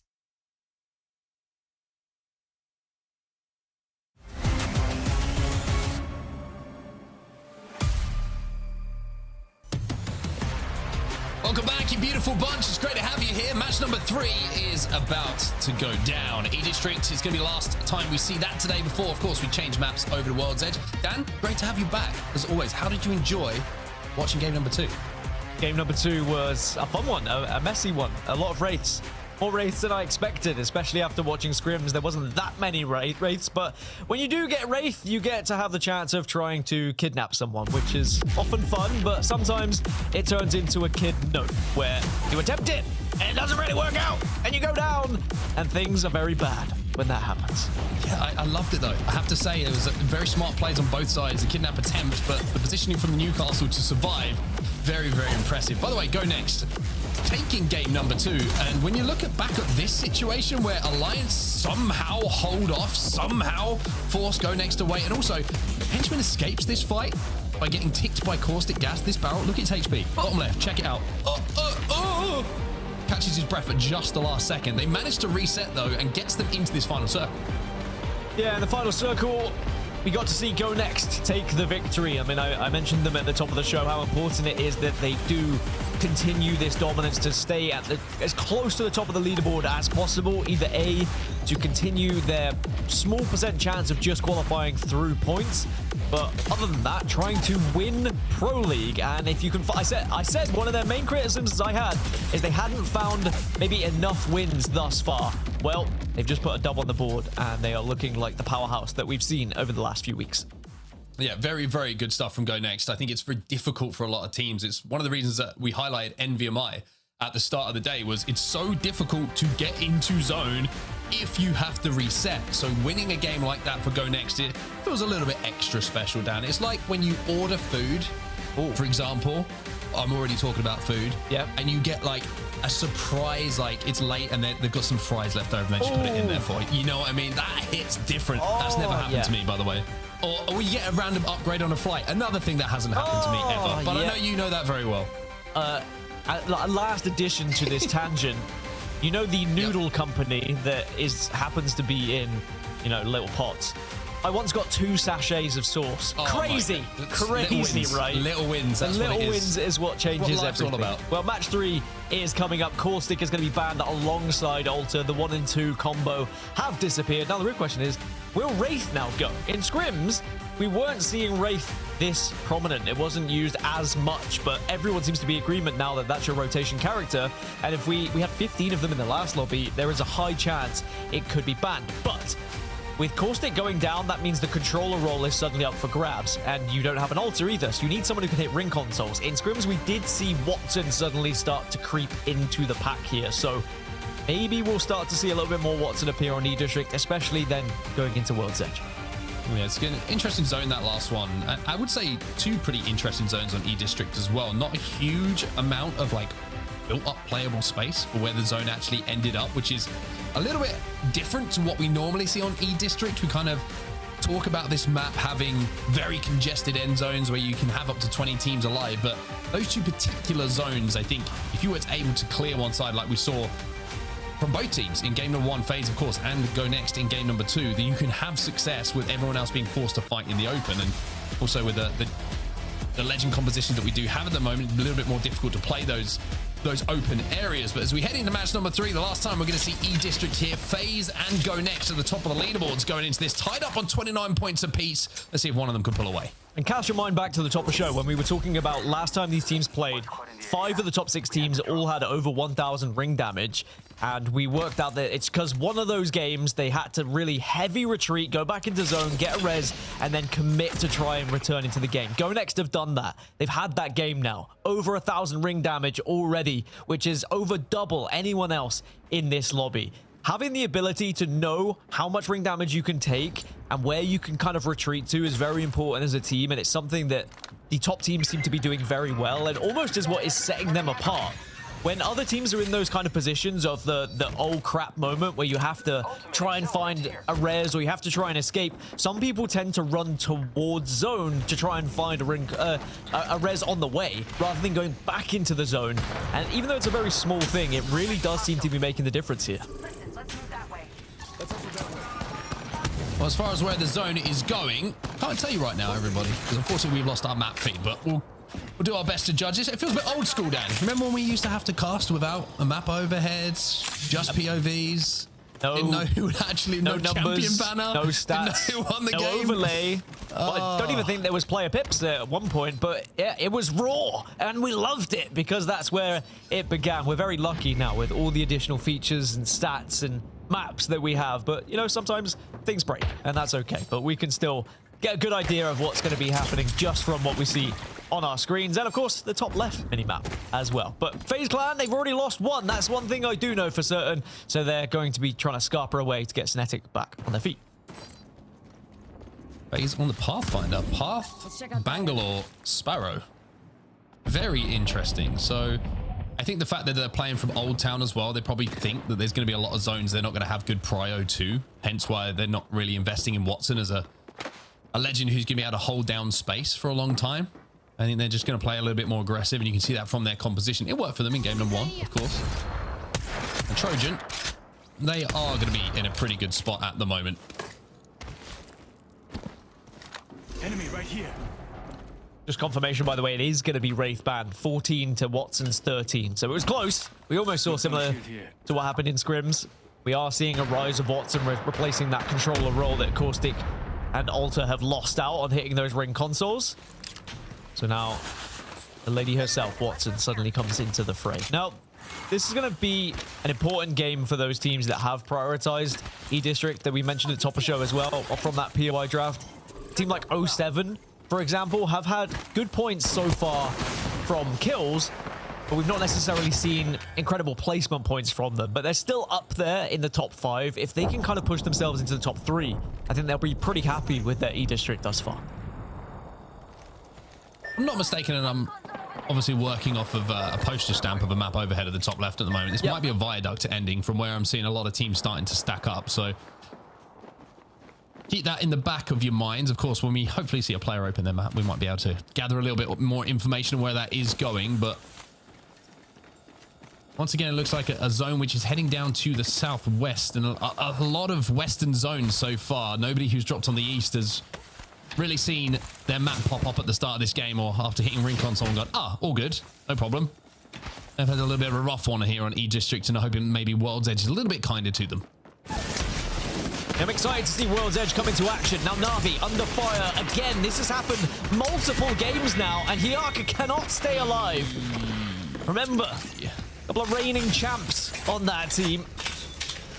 And Na'Vi just could not stop the oncoming wave of pushes. It's happened in match 1, has happened in match 3, and now they're going to have to look to World's Edge. It's happened again. I've got nothing left. I've got nothing left.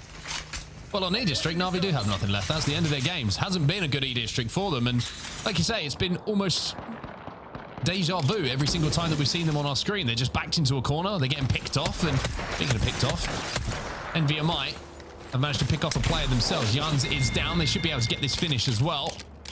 Also, with the Alter ban, there's going to be nobody disappearing back through a Void Nexus to frustrate you. It's just going to be a case of finishing off that kill and continuing on the way. Also, always very good to find a couple of Ult XLs inside of a death box. Just makes things a little bit more comfortable should you find a building to play for the long game. So NVMI, who as a duo did very well in that previous game to get some good points on the board, finding a space in zone to play. But now we might be running into Alliance. It does look like a viaduct ending. I might be right, you know. You might have pulled that one out of just a tiny little mini-map and a few POVs that we've worked with. But for NVMI, there'll be another one of those teams that won't be too disheartened with a slow performance on E-District because they focused on World's Edge. I think NVMI had 6th pick and they went for Thermal Station. So World's Edge is going to be where they try and pick up all their points. But for Na'Vi, they had 14th pick, and they've gone for Survey Camp on World's Edge. So again, Na'Vi did go for World's Edge over E-District, but 14th isn't necessarily one of the priority positions on the map. So Survey Camp is all right, but it's not the best of POIs to try and make up for a dismal E-District, to put it lightly. Well, SHALALA sticking with the comp, sticking with the plan, and hoping that one of these games it pays off for them here on E-District. Not been too much to talk about for them so far. Only the one squad been eliminated as we're about 45 seconds away from Zone 2 closing. This is one of the ZiPLina Mafia just been knocked here by the killer Hales. That's how it's pronounced, by the way. Whales. That's how it's pronounced if you have over $400 million in your bank account, which I don't. Some people do, which is a terrifying part of this world. Looks like Zone's going to be heading... Some to my channel that I never stream on. down towards just south of Street Market. So there's a few teams that have already positioned themselves in that area. And then you've got the late rotators like Killer Whales, for example, who are going to be on the northern side and trying to force their way in. But again, I quite like the Lifeline pick, and it's not been going badly for them. 4th position at the moment, 18 points alongside it. It gives you the option of, you know, in a meta where 30-30s are very prevalent and you kind of can get one-tapped when you're trying to cross, having that Halo available to you just gives you that get-out-of-jail-free card here or there, similarly to what the Gibraltar bubble can do as well. Look at Fitumu, by the way. He's ball bouncing, sliding. He's basically being annoying. King Victor, though. Oh, don't give up like that. Come on, man. You were doing so well. You never know what could happen. He gave it his all. ZiPLina Mafia eliminated. It's one of those where you've been running for so long, you're like, for goodness sake. Like, just give me a break. It happens in my ranked lobbies very often, where just people will not stop chasing me. And I know it's you, Mark. You're the type of person that just continues to chase me, and it hurts my feelings, but I understand. I do need to go down. I'm evacing. I'm lazy. I'm a lazy chaser. You're landing on me. Yeah. Terrifying. So Alliance are one of those teams that have found themselves completely on the southwest side of this zone. Again, just south of Street Market here. And similar to what we saw in game 1 from them, they've played zone, they found a building, and they're going to be locking it down. They could be putting up a nice, comfortable amount of points here yet again. And they actually did pick Boardwalk as their first pick here, but they were picking in 17th. So they were in a rough position for this POI draft. Remember, the POI draft changes every single week, so some weeks you'll have a better position than others. Speaking of rough, Daniel, NVMI in a rough spot down on that low ground. And they have lost Taskmaster by the looks of things as well. King, excuse me, is actually Pot, excuse me, down on that low ground. FUL playing the height at the moment on the bridge, but this is such an exposed space. You can see they're trying to portal for somewhere that gives them a little bit more natural cover. Ardeki in the feed gets a knock as well. Not sure if they're going to be able to finish that. Might be a stick of the ALGS Star, or maybe just the splash damage that will be credited to that knock. In the background, once again, you can see 07 making their way into a really good spot in zone. But Kajak and Hardeki are both down. It's going to be Nameless. We're going to be able to finish them in more than one way, Dan. That's tempting, that portal. That's so... Imagine getting finished just as your teammate's trying to port you up. It's a way to assert dominance as well. Now, this eastern side was slightly congested, so Nameless may struggle a little bit to get past the next wave of teams. The zone is going to continue to pull a little bit further south, by the way, which is great news for Endorse. Now we see potentially a skirmish happening here. These are the teams that are trying to move in from the northern side as well. Potentially 07 fighting this one against Pop, but there are 3 teams in this area who all could be trying to have a little scrap against one another. Only 2 teams eliminated still in the lobby as Zone 3 is about to close in 10 seconds time.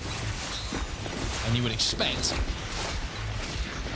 a fair amount of those teams not to be able to get into where that zone is going to be going.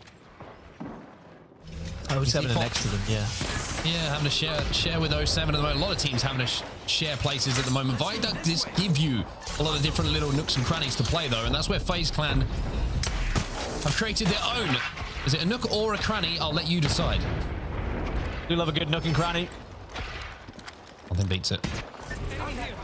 If been alongside FaZe Clan as well, but the real question is, are they going to be able to get it? As 07 in the kill feed, just with that 30-30 doing damage. But Killer Whales will be the ones to put the final nail in the coffin for SHALALA. 3 squads now down, 17 remain. I said I sung that, right? But we've heard the SHALALA fans, or, you know, they were the ultras back in the day. We know how they actually sing SHALALA. And it's not quite as majestic as I just did. It's more intimidating the way they do it. More, yeah, I would agree with you. It's like more a football chant. It's more of a war cry. Oh wow, yeah, that's a good way of putting it. More than the subtle, and honestly, breathtaking tones that you just provided.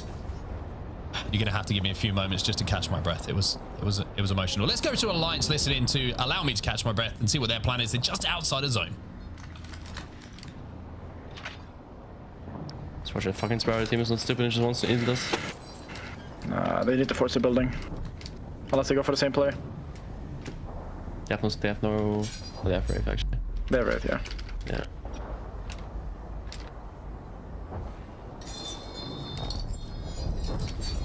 Nading on top. Yeah, should be away. They left the building. Who? They went bridge, Team Nexus left. Careful, they might be getting they're crossing. Okay, yeah. Okay, stayed. Back one. Nice. Nice. I'm gonna TP now.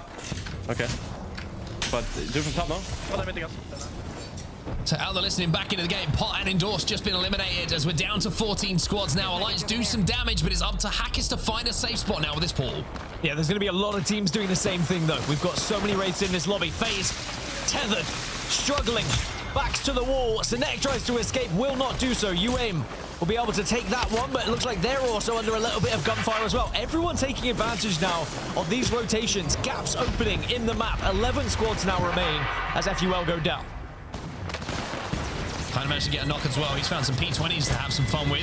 UAIM just down to 1, but Artico will fall as well. So there'll be 10 squads now remaining, half the lobby. We'll be watching from the spectator screen as Trojan move through Viaduct here, looking to clean up some final damage on these teams that are surrounding them. 07, one of those teams, still alive, but not for the first time down. We need to see 07 make a bit more of this. Consistently inside of zone, but yet to see them involved heavily in one of those end games. Yeah, as I said, they've been putting up a good amount of points to keep themselves within the top dogs, but when you are one of the few teams who has actually chosen one of the better POIs here in E-District, you're expecting to at least be in the top 3.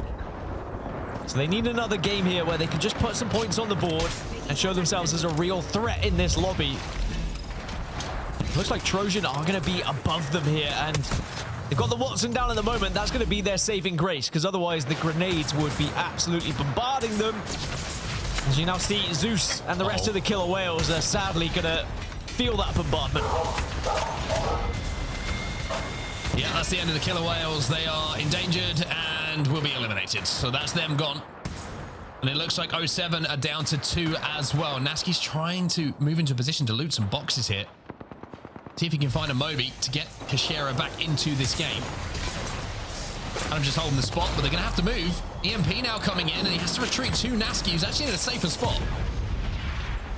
As a 2, they can still work this, and they do have potential for, I was going to say for the Moby, but it's going to be ugly. It's not going to be pretty. You have to do a very merry jig here to try and stay alive, and let alone get a touch onto that Moby. And it looks like there's teams that are trying to deny it, but they're going for it. Everyone's shooting each other instead of focusing on 07, and 07 are going to stick it, and Kashera will be falling from the skies, and it costs Asinum as well. He's not going to only be knocked, he's going to be finished. So Trojan tried to deny the res and end up paying heavily for it. Well, welcome back. Those 7 suddenly have now an opportunity to portal in as well, and this game is very much alive, but it's all down to Naski and where he arrives here. Because they're still not quite in the zone here, and there are a few teams that could ruin their day, or ruin their game, should I say. Yeah, the 30-30's ringing out around them. 9 squads remaining. Kashera going to be the last player from 07 to take that portal. He's not going to have any abilities available due to the fact that he's only just been respawned, so no EMP for them. Trojan now move into their position on top of the bridge. Alliance still alive down on those stairs. As Kaina will pop the ult cell to get that gen back, and they're going to need to as well because they get EMP. That gen disappears. In the feed, GoNext also available. Nade's now flying into their position. Flying, ascending, and destroying. NVMI eliminated. 8 squads now remain. Look at this spot that Alliance currently hold. They are commanding a very threatening position, and they are so spread out because they have the high ground to themselves right now. No one else is really contesting them for this space, so they are just looking for more information, more KP, and more damage. Nameless in a really good spot in zone. GoNext also in a very good spot in zone. Alliance, they control the height though. GoNext have an opportunity to go back-to-back here. After winning the previous game on E-District, they want to close out before we change over to World's Edge with yet another win. As 0-7 once again are down to just Nasky. Well, Nasky's been in this position many a time, as have a lot of these players.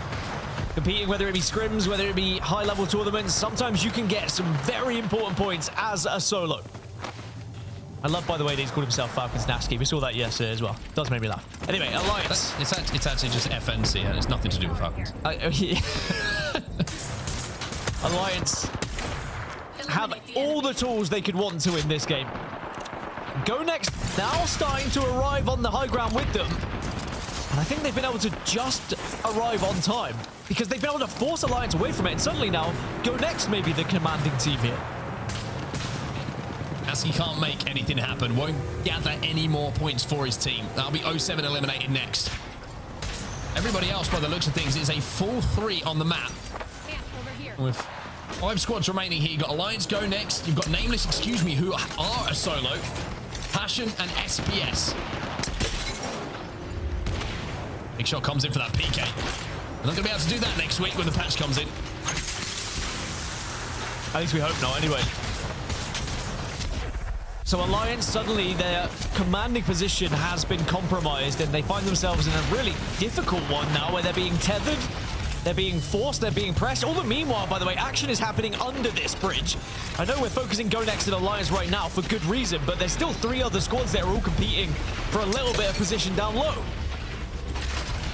When that mobile shield disappears here for Alliance, it could be a bit of a problem for them because GoNext will have the angles. It was the dome at the top of that queue that was keeping them alive for so long, but by keeping themselves alive, Passion have been eliminated. So into the top 4 go Alliance as GoNext just feel like they're waiting for the inevitable at this point. Nameless, the solo has gone as well. So GoNext, and they will take down the remainder of SPS.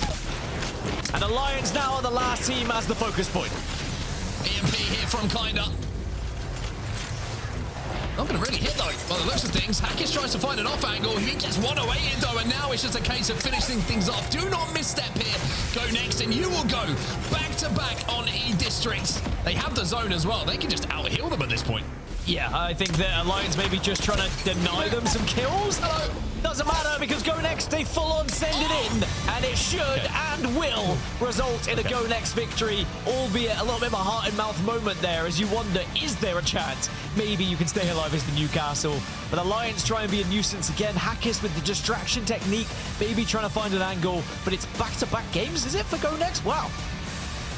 It is, yeah, back-to-back for GoNext. It's a great pick for you to highlight at the top of the show as well because, wow, you know what you're on about, Dan Gaskin. That's all I can say. You know what you're on about. It's 2 wins out of 2 out of 3 on E-District for GoNext. A fantastic performance from them, and I love the patience as well. You know, the patience is so important in that end game. They knew that the KP were going to be available. They knew they had the zone for the majority of the time. Just had to wait. They just had to wait, and wait they did.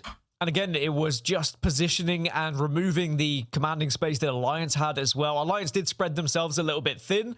For good reason. I mean, you want to try and take as much space as available to you, but GoNext just timed it correctly, waited for their chance to join them on that bridge, and then once they did, Alliance were just kind of caught in a little bit of a tough spot. Alliance still put 14 points on the board, and Alliance are still going to be one of the major threats at the top of this leaderboard, but GoNext are going to start to create a little bit of a gap now with 24 points from that game. I believe they're going to have roughly a 20-point lead over Alliance as we look at the head-to-head here, and again, just so many kills on the board for GoNext, and they do look like a really threatening squad and a team we have to keep an eye on for potential winners, not just our Pro League, but when you look into regional finals, when you're looking to try and get to champs, it would be crazy if we don't see GoNext there with how they're playing right now. Yeah, GoNext looking very, very good. And of course, the organization would love to be there because it was the organization that won the ALGS Championship last time that we were in Sapporo in Japan. So GoNext looking very, very good. And Glitter back-to-back to close out E-District. GoNext looking like the real deal. I feel like they heard Dan leading into the day and they were like, oh, you want wins? Well, we were just saving those. You know, so easy, done. What else do you want? Do you have any more requests that you would like ticked off on your list? Because I think they're ready. A few things, actually. I've been writing them down. It includes Santa coming Christmas. Oh, wait. No, that's a different list. But yes, GoNext have provided us with what I felt like was missing, right? They were always putting consistent points on the board. They were showing aggression. They were getting into fights, but sometimes in those final circles, there was a few mistakes here or there. And figuring out on E-District as well. So looking good right now for the GoNext trio. But it's time for a little bit of a break between our map swap, because we also want to give everybody a little bit of an update for what you might have missed in our other regions, because obviously we've got EMEA going on right now. America is later, but we have so many more ALGS Split 2s running at the same time. So let's dive straight into it. Mark, give me an update on what's been going on in APAC South. I got you, Glitter. I've got everybody. I will fill you in on exactly what has been happening in APAC South. And we can talk about Lions, Wolves, and Bears, because they have been the teams that have been on top in APAC South. The story so far, it's going to be Wolves who stay on top, but Bear Claw Gaming are nipping at their heels as Group A play their doubleheader in APAC South. Wolves did dominate on match day 4 with 2 victories, only finishing outside of the top 3 once. But when they did, it was spectacular. It was 20th, so they really did get the job done by having a bad game. Marquez led the team in a strong day to keep them in first place, but Bear Claw Gaming had a standout match 5, with 3 top 3 finishes and 36 kills in the second half of that day. LYMO himself had a very good day with 20 of the team's 41 total kills, and he led the team in damage as well. That consistency led the squad to Bear Claw their way up 4 places. That's a very good pun that I didn't expect to see there, by the way. Very good. They Bear Claw their way up 4 places to second in the league. Gen.G not far behind them, though. They're still a key team to watch, and very much in contention for the top 3. Round 2 B versus C concludes on September 26th, so make sure to tune in and catch the action as I catch my breath. Let's have a look at the overall standings and see how things are looking in APAC South. Wolves still on top, Bear Claw Gaming just behind, and Gen.G in 3rd place, tied on 60 points, but with 1 less series played. Dan, tell me about APAC North. I think I could probably do that for you. I think I did this last time as well. APAC North seems to be where I go to update you all. Enter Force 36. They've taken the lead in the standings after a consistent showing in Group A. It was a double header over match days 4 and 5. We had Unlimited DI. They're not too far behind, but maybe we play and catch up with the fan favorites at the top of the leaderboard. Now, DI did clutch up on match day 4 with 2 late match wins on matches 4 and 6. But then we saw them lead the way with 14 kills and 6 assists. They went on to win the series by 1 point over Reignite. Now, match day 5, it was the story of Unlimit. They all had massive match days as a team. They produced 10 more kills and 11,000 more damage than the next best team, all while finishing consistently with 1 win, 3 top 4s, and 1 top 10. Now, we've got a lot of teams finding their footing and looking for some consistency heading into their next match days. APAC North just seems to be heating up at the right moment. And if you've missed APAC North thus far, don't worry, it'll be back in action September 27th. And it has been a region full of back and forths, but in the moment, as I said, it's Enter Force 36, 77 points in first place with a 17-point gap from second as well. It's starting to get a little bit tight around certain areas, but there is a small gap now currently, Lauren, for these teams at the top. I love it. I love it. I think everybody should be keeping their eyes on obviously both of those regions, as we're going to have some heavy hitters heading into LAN at Champs. So thank you guys for those updates. But as we're in EMEA, one more update. We might as well do an EMEA related CC update, okay? Because we had our CC2 final results come through. Huge congratulations to Job, who were able to take home the win with a total of 61 points. And then in second place, we have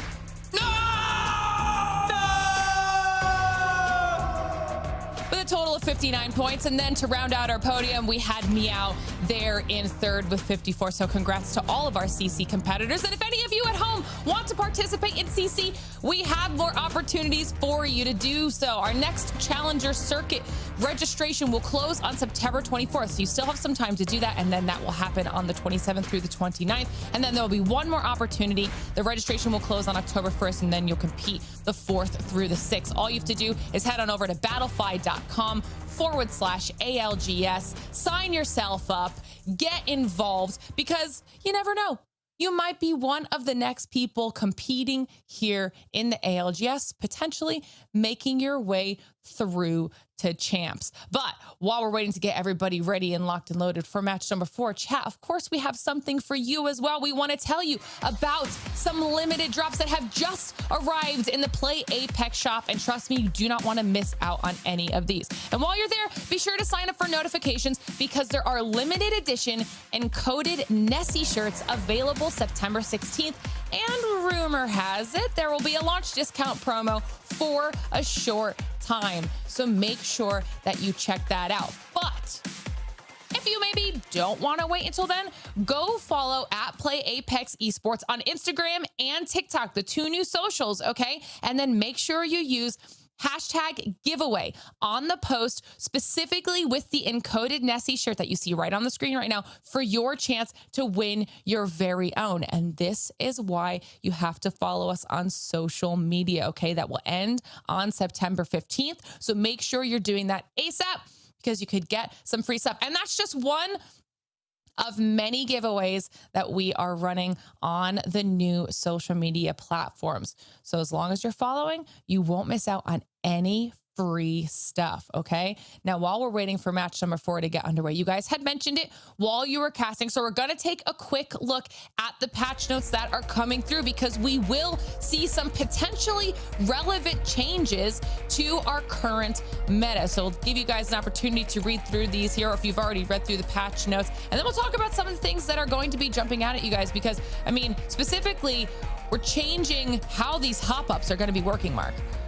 We are indeed. We are changing hop-ups. We're changing a lot of stuff, to be honest with you. And I think when you're looking at legend changes as well, huge buffs to Mad Maggie, huge buffs to Seer.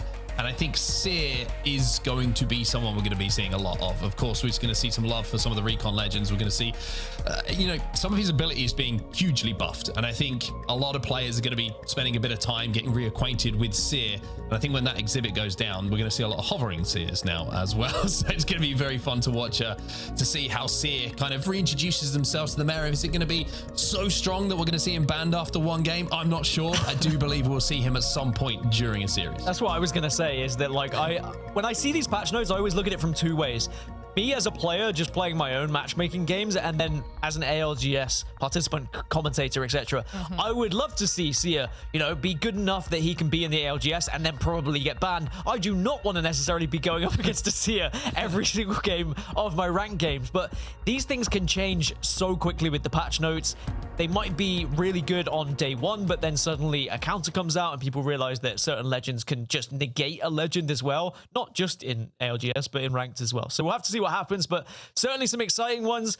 I do think there was a charge rifle missed there or something about the patch. Yeah, it must have been missed off. But maybe the graphic forgot it. I'm not really sure, but yeah, we'll have to see. I keep sending DMs and I'm just still not getting a response on. That's so weird. They reply to me every time. The PK, that says everything without me having to say anything. So yeah, all good.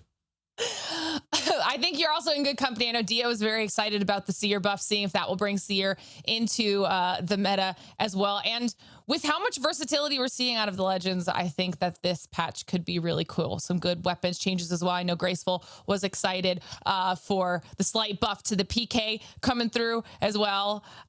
He thinks buff to the wingman. You're going to make people panic if you say buff to the PK. I'm sorry. I have to catch that one. You've just... including myself, my heart skipped a beat there. I was like, wait, he's keeping that hits for 800, everyone. Well, you know, we're going to let you go recover, okay? You've done well so far. We're going to give you a quick break for match 4 so you can catch your breath. And Dan and I are going to get ready. We're going to dive into the next match, match 4. We're done with halftime. It's time to start switching maps. So what can we expect here change-wise now that we're done with E-District? Just checking in on Mark, making sure he's okay. Yep, he's recovered. The Peacekeeper is getting a slight nerf. Don't worry, don't panic. The choke is being changed. It's not going to hit as hard from distance, we hope. But World's Edge is where we're going to be heading. And I think I was alluding to it earlier. Some teams did prioritize this as their pick. Those teams are FaZe Clan, Endorse, VCGO, NVMI, SHALALA, and the rest. But some of these POIs you can get some big points from, and one team that might be excited is FaZe Clan. They're going to be dropping over at Skyhook West. I know historically it has been one of the kind of percentage highest POIs to get points. I think that hasn't changed loads, but it's not as prominent as it once was with the changes for Evo Harvesters and Evo Shields, etc. It's not as dominant as it used to be, but still a good chance for FaZe Clan to continue putting points on the board, whereas right now they are in 3rd place in the overall, so they've done well on E-District, where typically they shouldn't have been expecting points, to now being on their better map here.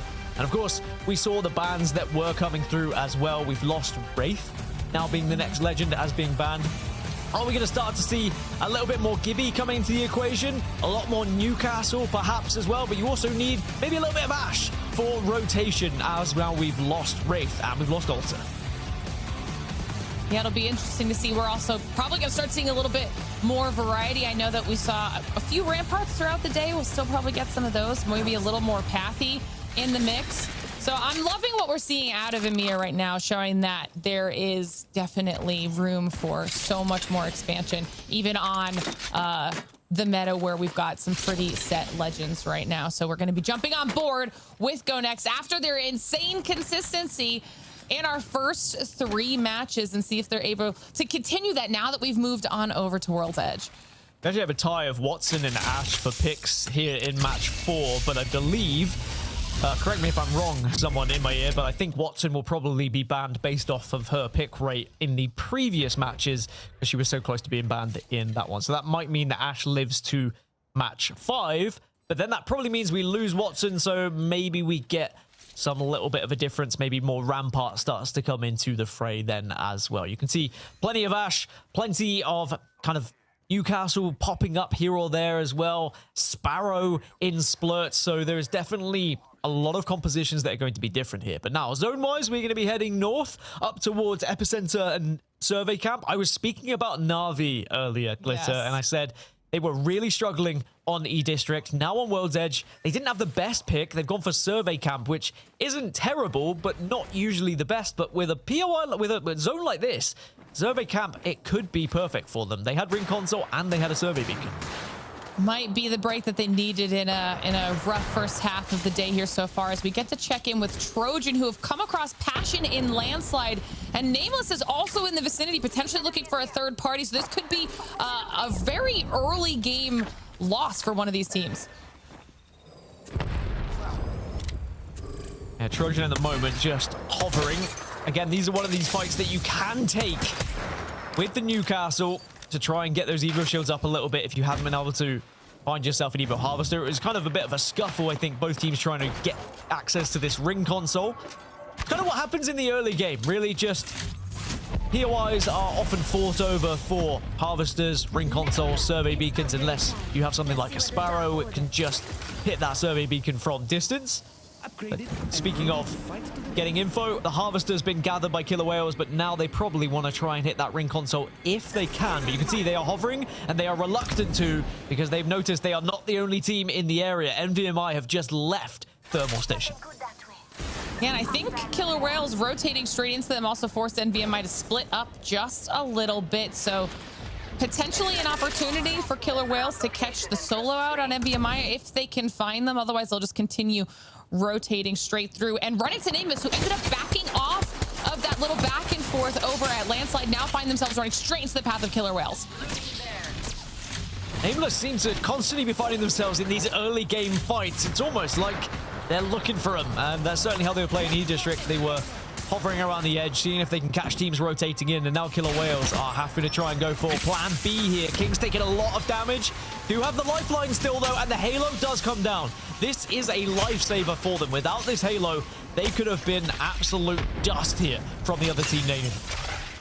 See what you did there with the pun, the lifesaver pun for the lifeline? Well, Love it. I tried. I think it was accidental, but I will take it. We've got Killer Whales dropping down onto the low ground now as they continue to try and get some KP on the board for themselves. Nameless, one does go down, but you've got a split. Two solos have left the area into different directions in an attempt to try and keep the team alive and see if they can get a res. I believe staging might be the final moments here of that second Nameless player, as Killer Whales are on the hunt, ready to clean this one up, make some quick work of it as well. But the one solo that broke off to Lava Fisher will potentially save Nameless's game right now. But all the meanwhile, NVMI were able to get back up to a 3, and they say, hey, remember when we saw you rotating a little bit earlier through the sky, and you were having a little poke towards us? Well, they might be acting some revenge here. It's now ZiPLina Mafia over towards Survey Camp. There's a lot of action here for good reason. We're heading up north. Na'Vi left this POI, have gone to the northern tracks and look like they're holding that position. Nameless also get the respawn. They're going to be back up to a 3. But this fight at the moment is just a back and forth, and ZiPLina Mafia reluctant to push in because they can't. Because there is just too many fences in the way. You need to get some of those Bangalore smokes down. I think Navi's going to be really happy with their decision to instantly move north after they acquired the information that they needed, because there is a lot of chaos that's going to draw some attention for ZiPLina Mafia and OnDogs as they continue to fight over this building. Meanwhile, Killer Whales are eliminated in the kill feed. That'll be an NVMI. They came back, and they came back to haunt them, and now NVMI will have the majority of the southwest side of the zone. Trojan potentially the next fight. Still ZiPLina Mafia trying to slowly poke in, but now there's going to be players arriving from all angles in ZiPLina Mafia. Now they have to try and recover at a 2 versus 3, and it's not going to work out. ZiPLina Mafia removed from the game on God or on Dogs. Doesn't matter which way you put it. You know, we're going to let that one go. I like it. I think it was great. But now we're checking in with Navi on the northern side. And FaZe Clan has tried to also take the exact same spot that Navi have been holding. So now they're trying to go back and forth, fighting with each other, seeing who can claim this position. Synetic trying to see if he can get an off angle here onto Navi. And lots of Bangalore raining down on the Navi squad. Will this be their demise early for yet another match? This is a huge fight for both of these teams. You are in such a commanding position on this northern side of the zone. And Navi have taken so much damage. FaZe relentless with their aggression, but now other teams starting to poke and prod and get involved as well. And now FaZe Clan, it's all going tits up. They have to work out together to make sure they can survive this one. Navi will be eliminated, but there is still pressure from other teams. But it looks like FaZe might be able to stabilize here, unless we see another arrival, and it's OnDogs again continuing their aggression. I mean, why not? They cleared out Survey Camp. They know where the next ring's going to be. They've moved up after hearing all of the commotion, and we're hoping that FaZe Clan were a little bit weaker than they were, but they're still moving in, encroaching up FaZe Clan's position, seeing if they can maybe do a little bit of damage to force everyone out of the spot and really own the northern side. Zane taking damage, does chunk back, but it won't matter. So for all the hard work that FaZe Clan put in, they're eliminated, and it is going to be OnDogs who come out as the victors, and I don't think anyone else is going to be pressing this one just yet. It's not as commanding a position as I thought it was going to be, because the zone is going to shift a little bit further east here, which is going to be even better for teams like SHALALA. Elsewhere, Alliance and Trojan having a scrap. Alliance in 3rd position at the moment, and they've done a pretty good job across the board. But if we've learned anything from Alliance so far this split, is just wait till matches kind of 4, 5, 6, probably 5 and 6. That's when they seem to come to life and find those heavy hitter games to send them to number 1. Getting inside the next ring could give them an opportunity to gatekeep Trojan here just a little bit. They have a pretty open western side of this next circle. Nameless has finally made their way through Skyhook, and they'll be running across Alliance's path here as well. Oh, they decide to hop out over towards Survey Camp, where OnDogs have stepped back in and might be holding that down here for just a little bit. So Nameless will find themselves coming across OnDogs. And right now, the western side is the most safe. So if OnDogs cannot force anything too unnecessary, they can kind of take their time making their way into the next circle. Sadly, there's going to be a team forcing it onto them. Nameless have jumped on Dogs and are taking that fight. Alliance still scrapping with Trojan as well. It looks like they've been able to get a lot of damage onto No. We don't have marked sound effects for that one, but Alliance are not going to allow this one to get away from them, I think. They are keen to pick up this KP. Once Alliance takes a little bit of blood, there is no deterring them. They are instantly going to be pushing this fight, forcing it to work in their favor, and will be taking out Trojan. I mean, Trojan barely stood a chance once Alliance decided it was their engagement to be had, and now Alliance own the entire western side of this circle. Can never trust a door to keep you safe. There's far too many things that can blow a door off its hinges nowadays. No, there's just too many things. Once upon a time, doors were safety. Now it's not so good. Now, GoNext are going to hold the northeast side of this zone. A pretty good position to hold with where this zone seems to be transitioning to. We will see full confirmation when this next zone shows, but if it continues to pull this way, GoNext arguably in a position where they could win the game from. I think that that's something we've learned from GoNext thus far. As long as they find themselves in or around that final circle, their team fighting ability has given them a chance to win games over and over. Even if it wasn't constant wins in those first couple of match days for them. Today, however, they have been able to convert a lot better, and I think they are just growing even more as a squad and becoming a real threat in these lobbies. Taking another look here, where everything is going to be shrinking down for these squads. You can see a Mythic right near Endorse and an aggressive Western shift there, putting FUL in a fantastic spot. Ugh, that's nasty. Yeah, look at all the teams that are in Climatizer. I think I'm getting reports, 3 of them just threw up when they got that information. And sadly, now they're going to have to transition across that sick on the floor, over the lava, and now over towards Survey Camp. Great news for Ondogs, Nameless, even Alliance, who are on this western side. Now, 4 in the middle, FUL, yes, they're in a good spot, but they're also very vulnerable and subjectable to grenades and teams kind of firing down upon them here. So they do have to be careful. They do have the Watson, so they'll have that gen, but you've also got to be aware that there are Bangalores in the lobby. For example, there's Cryptos in the lobby. So you've just got to be watching every angle in that building and hoping that attention will be elsewhere. Yeah, their Newcastle will come in clutch for them as well if they can utilize that wall the right way. Endorse was able to get that Mythic bin, by the way, that was under them, courtesy of that Crypto being extra helpful. So they should have a little bit of extra loot coming out of Epi now. Also in a pretty decent spot to really slowly make their way into the southern side of that next aggressive zone shift. So that'll be interesting to see what they do with all of that new weaponry as we get to check in on Nameless, one of those squads you were just talking about that's got a great spot on the northern side of this circle, near Ondogs though. And they're kind of keeping an eye on them right now, trying to see if they can do any bit of poke damage, also looking the direction of FUL. So definitely have some information at their disposal.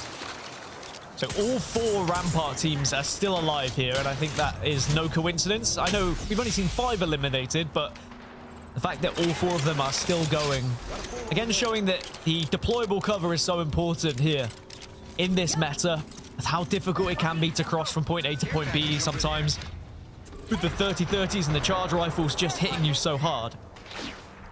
The Nameless now have found a little corner to work with, and they should be quite safe there for a little while. As long as Ondogs don't press them, Nameless might be able to get into this final circle just from this position alone. So I like that they were confident enough to take that zip line across and now find themselves in a very strong position. We are going to see another zone shift now to see exactly where we're going to be heading for that final circle. And it is going to continue to transition towards FUL in that building. And it looks like maybe they are going to be sitting pretty. Alliance instantly move in that direction and will find themselves right on the edge of that next circle, using these bins as some extra additional cover to go along with their rampart. So they're going to start setting up shop here for just a little bit. They were initially looking towards Ondogs, gave that up to get this position, and they will also have NVMI and Endorse moving their way in. Meanwhile, though, we have our current first place team in GoNext trying to fight their way out of Climatizer. So let's jump into a listen and see how they want to handle these fights. One more part. Picking close. No. Not back. Funny, I can drop you on, Kinda. Yeah. I'm not gonna have it though. Copy. Careful. Get my look. Yeah, we got. Can we fight them somehow or not? Yeah, we can. Can we? No, yeah, I don't know how. They're holding here. Wait, close. Nade. They're gonna look now. Yeah, I'm holding. Okay. I got fucked. 1 HP on him. Pop myself. Botting. Careful. I'm holding. Good. Bang, that's the bat. They're closing now. Yeah. They went out, back up. You walk out doorway on me, okay? Yeah. They might just... Come to me. Yeah, with you. Go out.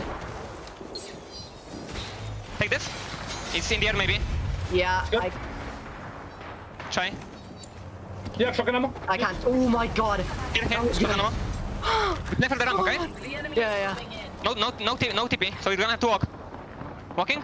Looking what out. Team behind us. Team like here. Wait, on us. Wait. Where? You see in lava. Never knock. Coming. Nice. Another one. One more. He's getting shot. Swap me. You have to kill this. Hold on. Good shit. Nice. Run forward to zone. Sadly for GoNext, it looks like this might be the end of their game unless we can see Kinda pull off something special. He's not going to. They will be eliminated, but very passionate comms as always. Now elsewhere, it is about trying to force your way in.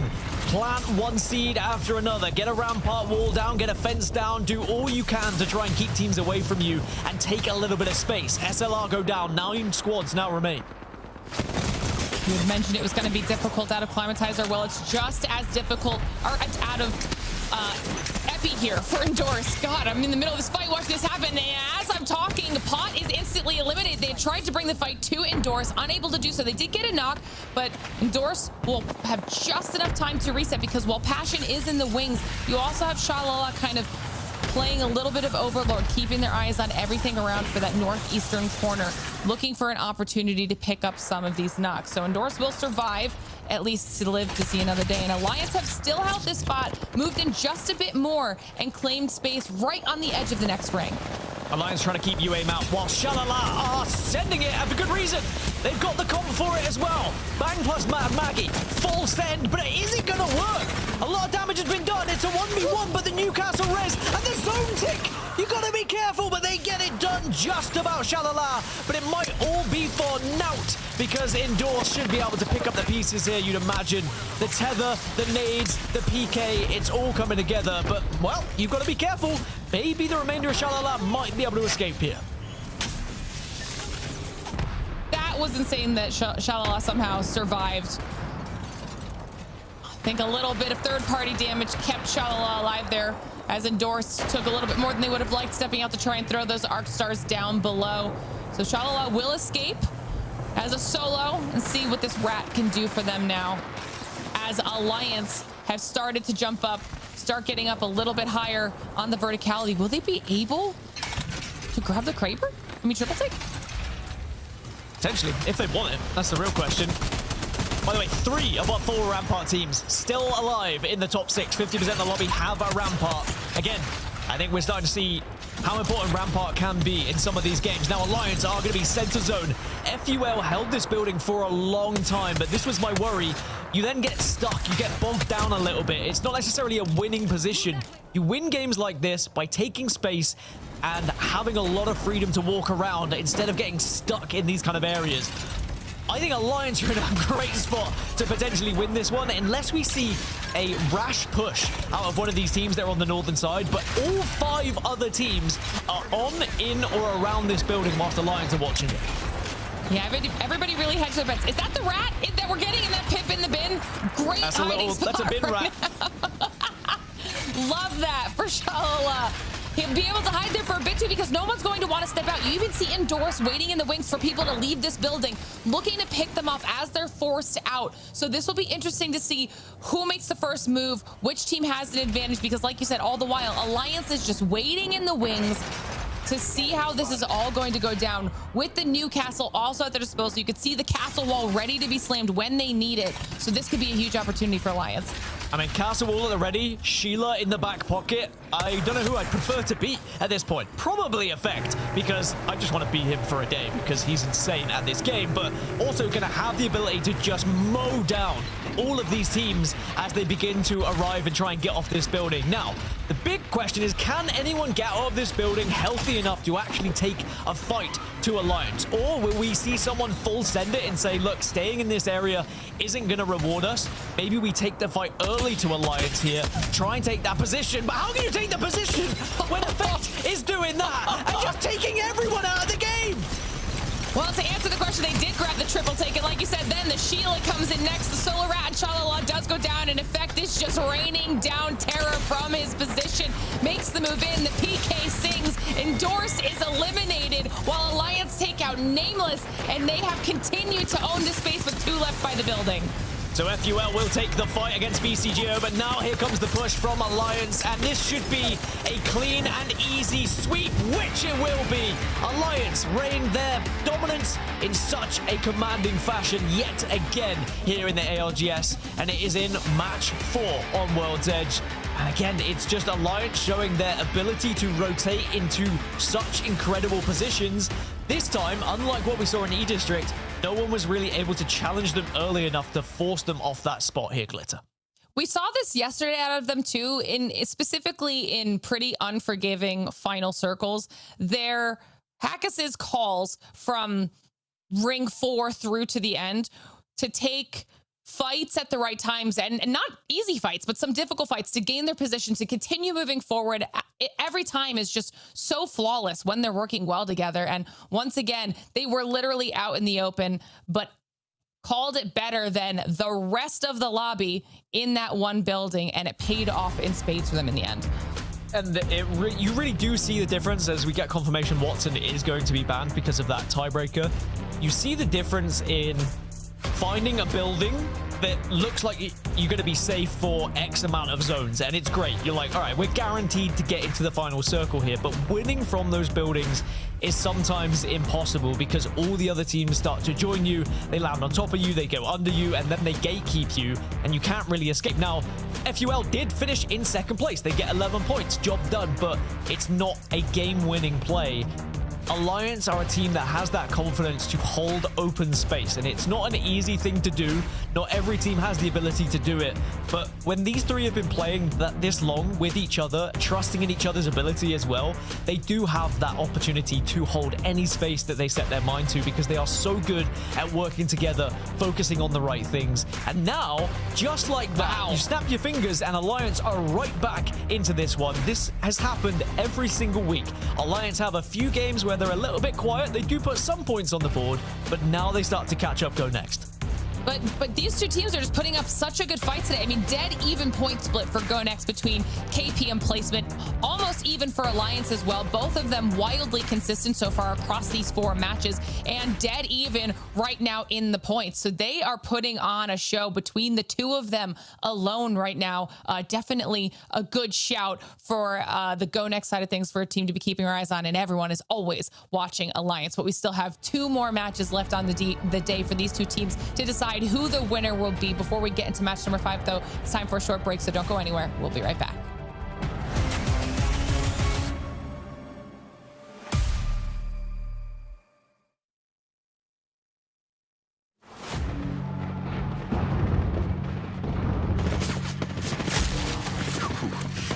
No. Looks like I'm last man standing. At least I lasted longer than... Anything you can do, I can do better. Great. Paranoid weirdo.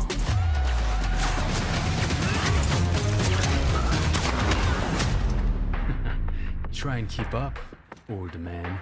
I can do anything better than you. No, you can't. Yes, I can. No, you can't. Yes, I can. No, you can't. Yes, I can. Yes, I can. Hey, Max, you the boys koalas? Bring it on, you clog, Danny.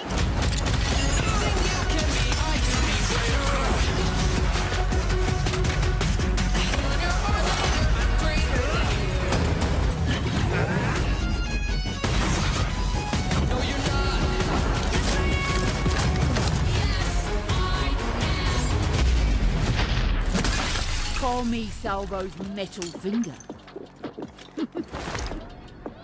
Always the straight FaZe pilot. Have some fun. Worry not, I will enjoy this.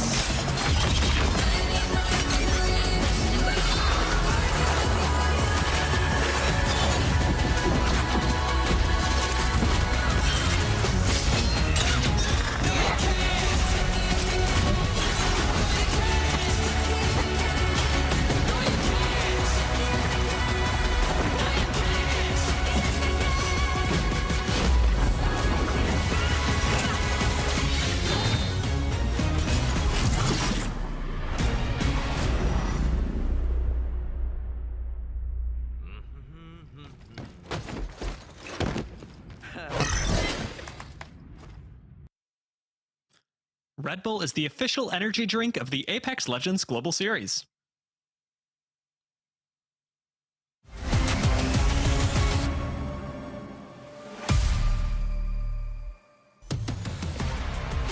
We are so back. Once again, 2 games to go today, but the top of the leaderboards, Dan, is looking more enticing than a food delivery app when you are feeling hungry. It is looking extremely exciting at the moment, and I'm looking forward to these last 2 games of World's Edge as Alliance do what Alliance do. A big, big win for them in that previous match. That is a third reference to a food delivery app I've heard you say today and yesterday in Twitch chat. So I think that we're learning a lot about you, and my question is, when's the order coming in, and is it already there? You know why. You know why as well, because I got up early this morning and made some delicious homemade Italian meatballs down. And you know I've got that to look forward to. Made the sauce, made the meatballs, didn't make the pasta. Nobody has time to do that. Come on, let's be real. But yeah, I'm looking forward to my little break after these 2 games. But before we get there, we've got 2 games to go as I take a very long, winding road before we get into this. Let's take a look at some things, Dan. Let's take a look at some things. Let's line some stuff up before we get into this game. Yeah, I'm excited for the next few games. 2 games, to be precise. Not few, a couple of games. Because GoNext and Alliance toe-to-toe. Now, one reason this is exciting me, because this is not the first time it's happened when we've looked at these 2 teams going up against each other already in Pro League. And the fact that one of these teams is already guaranteed to be at the World Championships, and then one of these teams is not guaranteed, yet they are so closely contested at the moment with how they've been playing, kind of has me wondering, you know, are GoNext going to make it? And I'd like to think if they keep playing this way, they should make it, but nothing is guaranteed. You never know what might happen if they don't have enough points.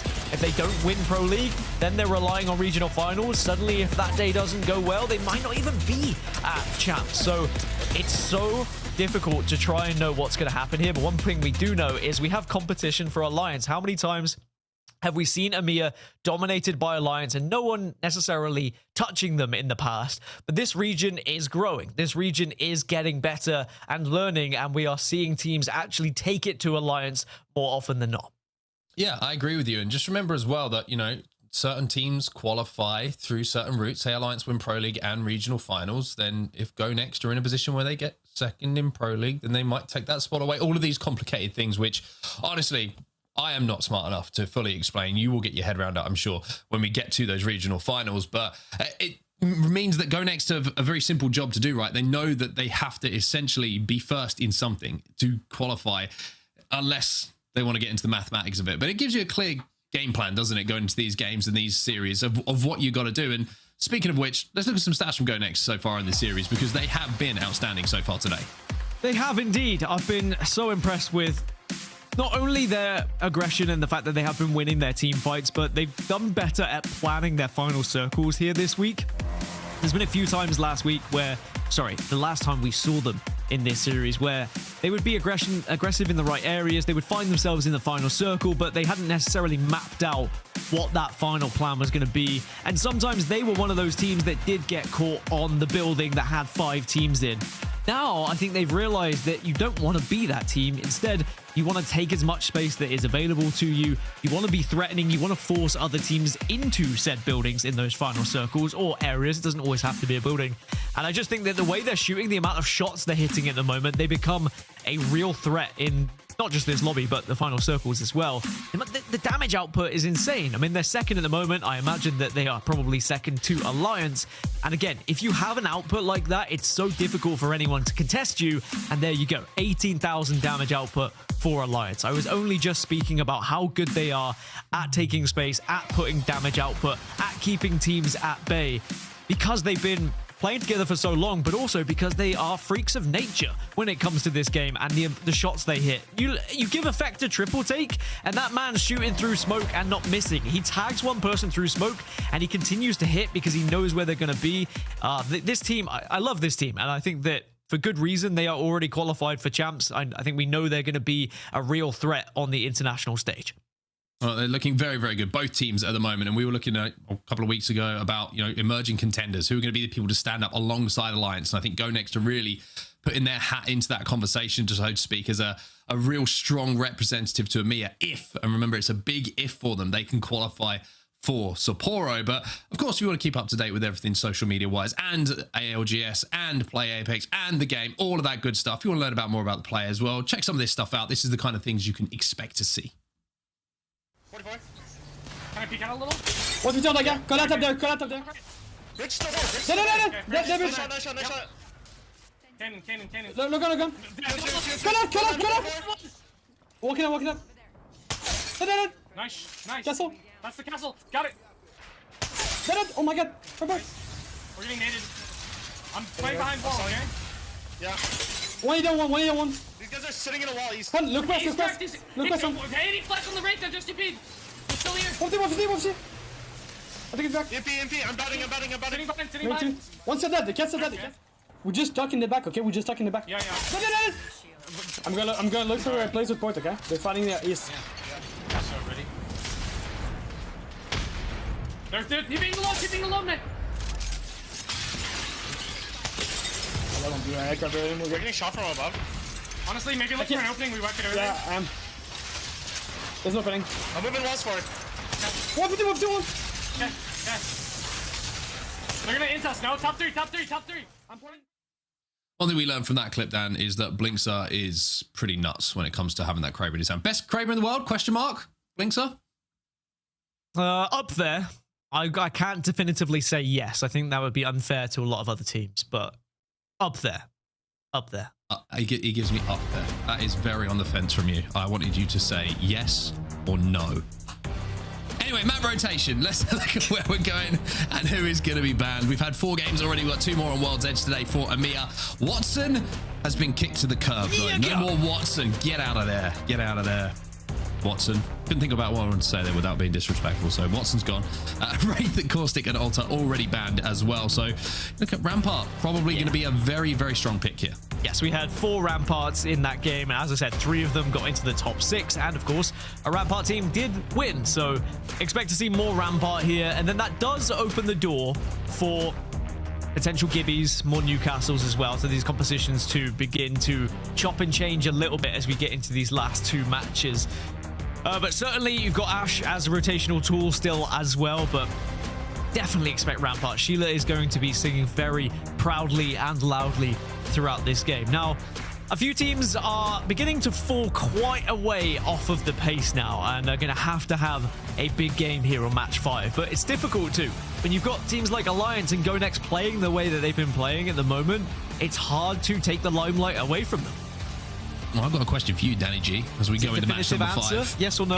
Well, it is a definitive answer. Well, I want a definitive answer. I want a 1 or possibly 2-word response, which is, what's your favorite zone on World's Edge? Oh, Skyhook, honestly. Yes. We're going to Skyhook, everyone. That's good news for you. Yeah, it looks like we're going to Skyhook. Are we actually? I'm reading this off zone 1. I'm so good. Off zone 1. I've called it again. Somebody hire me as their IGL. Can't play. Cool zone, though. Fun fact, I didn't know this was going to Skyhook. It is actually my favorite zone on World's Edge. Oh, there we go. Look at that. Off of zone 1, by the way. I promise you, everyone, that was off of zone 1. Promise you.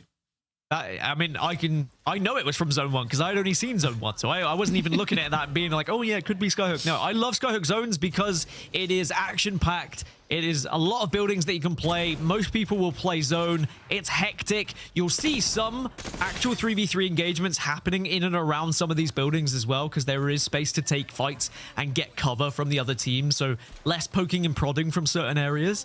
Yeah, this is going to be a very fun one. You can already see FaZe dropping there. On Dogs are going to have a good rotation to it.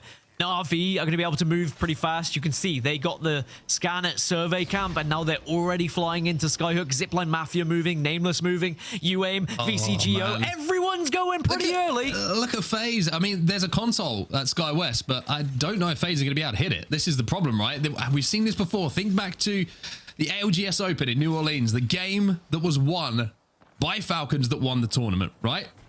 Alliance said our composition was the one composition which is brilliant for any zone, but this one. Well, you have to wonder if FaZe are going to be able to hit that console and find out where that zone is going and play for that pro position. They should have a good indication that the zone's coming their way just based on the amount of teams that are already arriving, but it can be one of those frustrating ones. If you're dropping at Sky West, usually you're not playing for a POI that is going to be hard zone. You're playing to get all of that loot and fight your way towards a little bit of a different rotate, but this time FaZe They're obviously going to be happy the zone's coming towards them, but are they going to have all the info that they would want?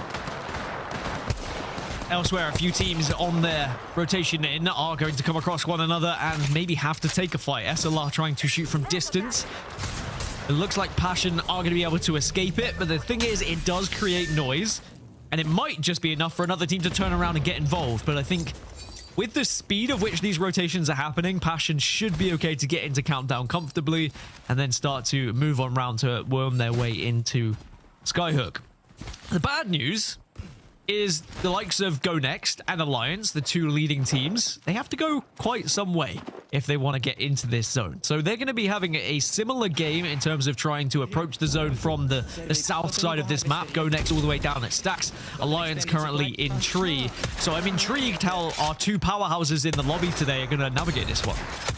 Hey, you took the words right out of my mouth. I was literally going to speak about the same thing, how this is going to be a really tough rotate for our two teams that are at the top of the leaderboard, which means for everyone else, if they fall early, it does open things up a little bit. And it means, of course, this is only game number 5. There's still another game to go here. And even though GoNext and Alliance have separated themselves a little bit at the top of the leaderboards, that gap could close heading into our final game of the EMEA Pro League for today. Killer Whales, though, looking to find a wild Kajak, and they're going to find him. King Victor doesn't hit the tether, though. Stinger Bolt, Tether, everything kind of thrown towards Kazakh, but it looks like he is able to get away and gets one. Real question is, can you escape? Kazakh. See, this is what I'm expecting the PK to look like after the patch, by the way. 14s, 24s, 24s, but Kazakh has done enough to be a nuisance, but I think eventually he should be going down here. Okay, finally he does go down, but that was... I don't think of a creative word to use here for the engagement from Killer Whales. Not good from Killer Whales, but they finally do get the job done. They do indeed, and it'll be 1 KP for them to work with, but of course, the rest of the team was able to escape, and will be looking to try and get back up on the western side, maybe up towards Lava Fisher. Now, we do check in with one of our lobby leaders, Alliance. They've made their way into Harvester. They'll be getting all the info, getting all the Harvesters that are around them, I imagine, as well. And they still are running that same comp because they weren't affected by the bans. They're going to have that Pathfinder available to them alongside the Rampart and Newcastle. The Pathfinder Zip in the previous game as well was a big contributor to why they managed to traverse so much space to find a little position they played in the build-up to that endgame behind one of the supporting structures of the middle of Epicenter and that bin that's kind of the loot bin that's just in front of it. Managed to overtake a lot of that traffic. GoNext, they're taking a little bit of a different route here. They are moving towards the redeploy here and are probably going to try and approach this one from the northern side. Epicenter is currently occupied by 07, who are on their rotate. You can see that in the distance. Great job from our observing team, by the way. Done a fantastic job today. Haven't missed a thing. Now, GoNext, maybe having seen these shots coming their way, are going to change their route, head towards Monument. But there's not a lot of info for them to grab on their way towards this zone. I will say it's one of those zones, though, I think that everyone knows what... I mean, if I can call it off zone 1, some of the best IGLs in the world are going to have a good indication. It's pretty clear where this one is going. I mean, you saw how quickly everyone was moving, and not everyone had a ring console. Sure, there were a few survey beacons around, but that doesn't give you the information that early in the game. So, yeah, it's one of the easier ones to call, not to take it away from you. Still very impressive. I didn't call it. So, yeah, very good. The only reason I said it is because it's an easy one, to be fair. But now this is going to be... This zone 3 shift is not as important because it is most likely going to transition up towards Skyhook, as expected. It's the zone 4 shift that traditionally messes teams up. Is it going to go northeast, west, south, right? Is it going to be something? Is it going to go towards the cake building? Is it going to dip a little bit further down south? Do we go a little bit further northwest? That can change the outcome for a lot of these teams who are just in a building and basically have to wait for that information, because once you get to this point and you've picked a building, you are locked in until that zone information usually comes through. That's an interesting one. Just watching scrims in the last week or so, you usually get a little bit of a picture of where these zones and the pattern of which are ending. I'd say it's probably pulling towards the blue bins at this point, just to the kind of central western side of Skyhook in the open. Seen a few finishes in Pro League out there as well in different regions. We'll have to see if that is going to be the case. Killer Whales, having secured their 1 KP on Kajak a little bit earlier, are now wrapping around the southern side of the map to where Skyhook is going to be their next point to try and enter. But it is a long, long way for them to go. I wonder if they're just going to take their time here and maybe look to hit that beacon inside of zone once... we do see the zone close here. GoNext. Big moment for them, though. They're trying to hit the train station. And it looks like they'll be safe enough. They'll be able to reset here. Success. SHALALA might try and push it. Remember, SHALALA have been playing a pretty aggressive comp still on that Mad Maggie, Bang, and Crypto, but I think they thought twice. Yeah, they started to run towards it, but then they said, actually, we're in a pretty good building here. We do have Crypto as well, so we can gain a lot of information about where people are going to be moving later on in that zone. Now it's 07's turn to try and find somewhere to call home. I just spun back. I took the balloon initially and then we're like, oh, okay, well, think about a different plan here. Maybe they saw someone on train station and we're like, oh, well, that was our plan A. Let's just swing back here and see if we can find somewhere else to play. They do have the Crypto, of course, so Kashera is going to be able to do a little bit of scouting here using the drone without having to expose themselves too much. Kazakh is back in the game, by the way. We're back up to 60 players in the lobby now, so every single team is full and healthy. As we check back in with Alliance now, who are inside a countdown, and the Killer Whales are the team that hold them out. Now, Alliance are chasing. They're through the enemy Ash portal. Looking to see where they can pick things up, but Unlucky does not connect with those initial shots. And Effect is kind of late to this party as well, so Alliance just have to be a little bit careful here. As I say, that Effect gets the knock from distance, so doesn't really matter too much that he was a little bit further behind. Akis doesn't connect, but this is completely isolated, this fight at the moment. The closest team to this is ZiPLina Mafia, and they're playing top trials, so they're not going to be interested in leaving that position for quite some time. NVMI are finally arriving. Now finishing this one off quick for Alliance. As the Killer Whales go through the dimensional rift, a 104 from it. He's just so good. Just take a second, everyone who's watching right now. Just say it with me. Effect is so good. Effect is so good. And he really is a generational talent. And Alliance did very well to scoop him up when they did. They saw his talent. Anyway, now NVMI have arrived to be a nuisance for Team Alliance here. And you can see that Unlucky almost went down to them, but Hackis might have had an angle here where he can potentially cause a problem from behind. Effect is down though. Unlucky is down as well, and NVMI are the enemy right now for Alliance, and Hackis has to try and escape. The one good thing for him, of course, he's playing Pathfinder, so he's going to have some grapples to work with, which is going to allow him to escape. But with the zone closing, looking at where the crafting options are to get the banners back, he does have one in countdown. I think that's what he's going to try and hit. And does have the res beacon as well. So we'll be able to get his two teammates up, but they're going to have to change their plan. And I think that Hackis is probably going to try and wrap towards the vault tunnel here. Look for that res on the outside of it, and then they can work their way in that way. Killer Whales have just got a res in zone as well, just southwest of NVMI. So NVMI might be able to pick up some more KP, but this is what Mark's talking about. Alliance can wrap, or just Hackis from Alliance can wrap towards Vault Tunnel. In theory, you could have time to go all the way around on the eastern side if you wanted to, but you can res here, and then you have those options depending on how meds are going to look. Hackis does have 3 med kits and 5 syringes. He could drop a med kit to each player if they wanted to go through the longer rotation. So there is options for Alliance, but certainly this is good news for GoNext and their chances of trying to win today's match day. With Alliance going down to just 1, this is going to be a lot harder to win this game. Also very good if you're landing out of the dropship being respawned and you see an overflow available now. That's really going to help you out, especially with the limited meds that you do have. You can see that Hack is going to be dropping some off to his teammates, but overflow could be really important, especially when you're dropping with cells and syringes as the only things in your backpack. Killer Whales now are having to force this fight as the zone starts to close behind them. 9 Bongo with a 12. Probably not going to get the job done. Hardeki having a little peek. Killer Whales holding the line for now, but they have to force their way towards zone here. Hardeki's taking a lot of damage. He's going to be batting up, though. Killer Whales maybe looking to try and get past them here, take the angle away from them, and they've done just that. And now the Spitfire have to try and do a lot of damage here, but King Victor's gone down. Yeah, it's actually damage from a distance here. It's not just NVMI who are involved. It was a charge rifle from distance. And now Zeus Even with the drone healing, his health is going to be taken down, and NVMI will win that fight. Hackis has lost Unlucky in effect again, though, as Killer Whales are eliminated. Alliance might be next. Well, he has to try and res his two boys once more. Will he get the opportunity to do so? You said playing Pathfinder, you do get that chance, but now he's going blind, building to building, just hoping no one's here. Now, he has found one of the few buildings that is not taken residence.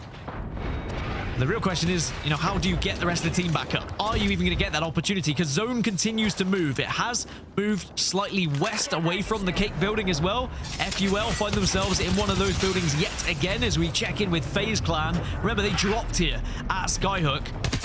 Now, are they going to be able to maybe pick up some KP as they start to transition a little bit further north as well? Alliance do still have res options, but they are rough. NVMI are outside of the bar building in Skyhook at the moment. There is a crafter that's dropped there. There's also one on the respawn, well, just south of the respawn building. The VCGO find themselves in the building just outside of. Pot are going to have to reset here as Hackis at the moment is dancing a very dangerous dance. That overflow is really paying off, though. You can see he's just popping syringes, popping a cell, and getting back up to full health almost immediately. There is a couple of crafters near him. Yep.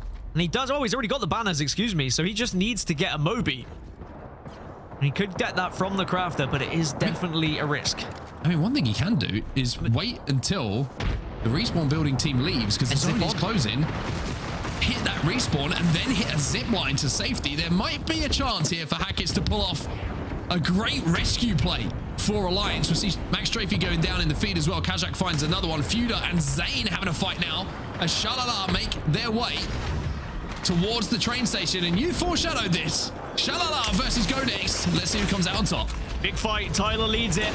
Wrecking Ball goes in. Damage has been done. There's going to be a knock on either side. So it's 2 versus 2. Tyler, his shield's broken. Right drill goes in, but he's being peeked. He's being chunked, and he can't get that second shot off, and it will be Henchman who stands tallest as SHALALA will be eliminated. This aggressive comp for them has not paid off whatsoever today. Sad for them. Now Alliance. Alliance get the reset. They get the reset. They get 2 back up. And now Hackis in effect as a 2. Unlucky's already gone down. They are having very much an engagement here against SPS. And it's chunking hard. And again, Hackis the last remaining player in zone now as he watches his 2 boys fall yet again. 3 teams go out, including Alliance, Passion, and FaZe Clan. So SPS survive. And they're going to be looking for the res here. QPMS trying to get his teammate back up on his feet. Elsewhere, when we talk about the safety of the zone, you've got Endorse, who the edge of their building will be safe. You've also got FUL and NVMI, who will also be safe. But here come Nameless. They want to take this position away inside of the market from Endorse, but great ping shots mean that they're not going to get the chance. Nameless will be eliminated. Endorse all stay on their feet. I mean, Endorse are the leaders of the chasing pack at the moment in 3rd place. Remember, yesterday we did see them have fantastic performances as well, getting to end games and putting big points on the board. And they now find themselves only shy of GoNext and Alliance, which is definitely not something to be ashamed of. Hiaka's just gone down in the kill feed. Na'Vi may be struggling here a little bit. Yushaku's going to be the next, just down to Slap to try and keep this one going. Against NVMI, who are doing such a great job of holding their line, but Na'Vi will finally be eliminated, even though we saw some great shots coming in from the R9. Kazak will be able to get 9 impulse back onto his feet, but Hardeki, they're going to have to find a banner if they want to get him back in the game and find a place to res. GoNext, though, in a great position once again down, but they're going to have to move here. That zone is going to be closing behind them in around 40 seconds. Yes, and they will have to try and find maybe a position in the northeast, which if they time it correctly can happen. And you do have Ash to try and get you across, but it's not the only team that has one. 2 portals at exactly the same time, but the one big thing the other team has is rampart walls. They set up, and now the fight is going to take place here, but GoNext have to utilize the cat wall. Really good job here from GoNext to use the abilities to stabilize and kinda keeps it old-fashioned. Says, you can keep your abilities. I'm just going to peek and do damage with my weapon. Trojan eliminated in the meantime. A lot of resources been expended by both UAIM and crew and GoNext in staying alive in this situation. But GoNext are in zone now. They are safe. GoNext have done fantastically just to stabilize.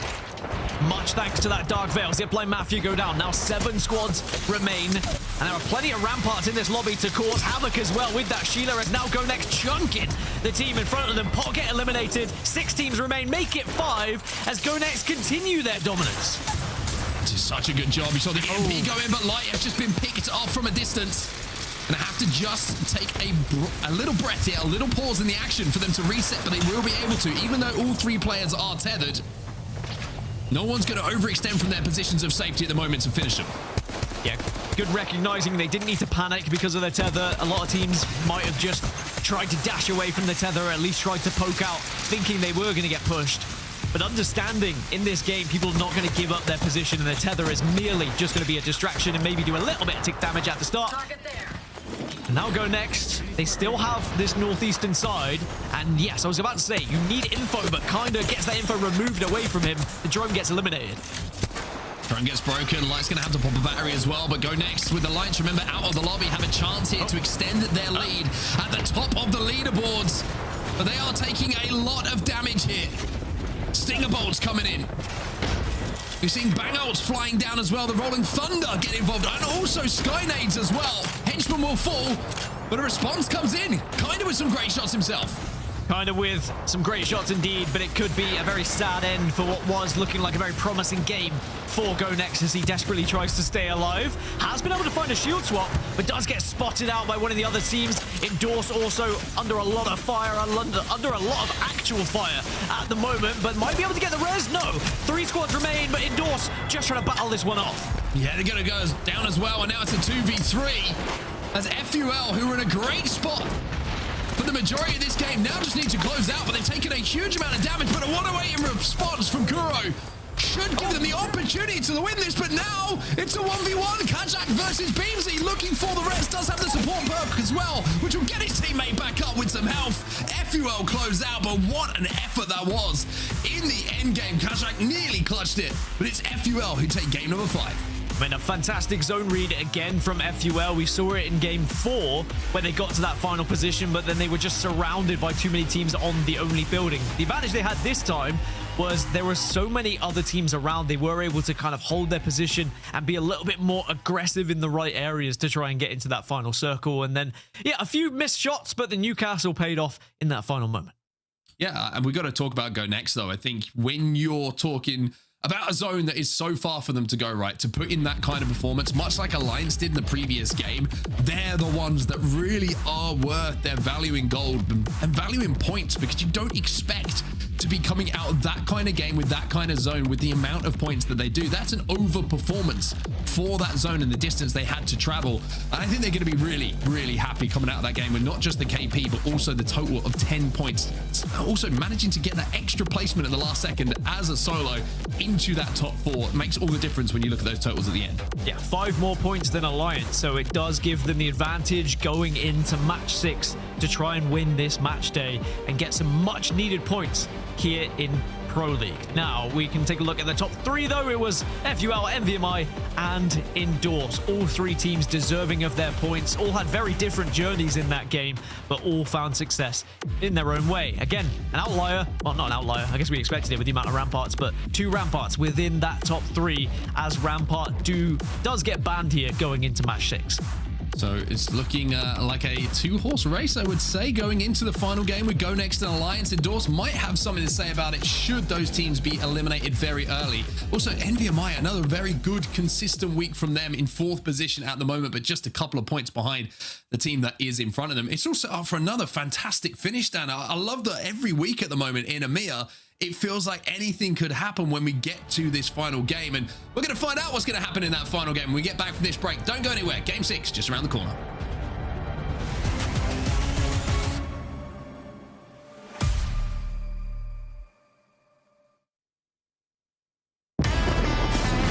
Need a breather, Wally. Should I slow down?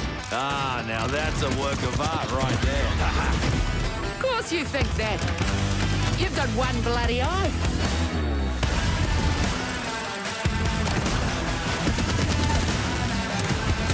Uh-oh. Just walk it off. Yeah, you'll be all right. Oh, guess not. Putting my heart out there. Rick and Bo's fired up, literally, cuz. Some days it's just too easy. Finally, thought it'd never shut up. Well, funny thing about a wild card, they always turn up again.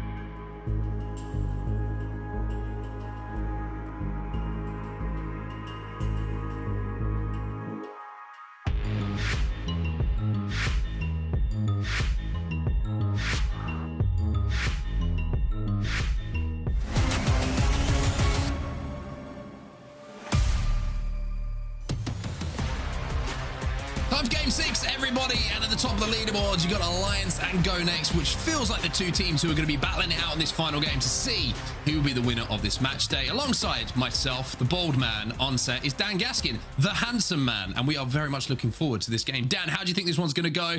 What are you looking forward to seeing, and who do you think is going to take it all?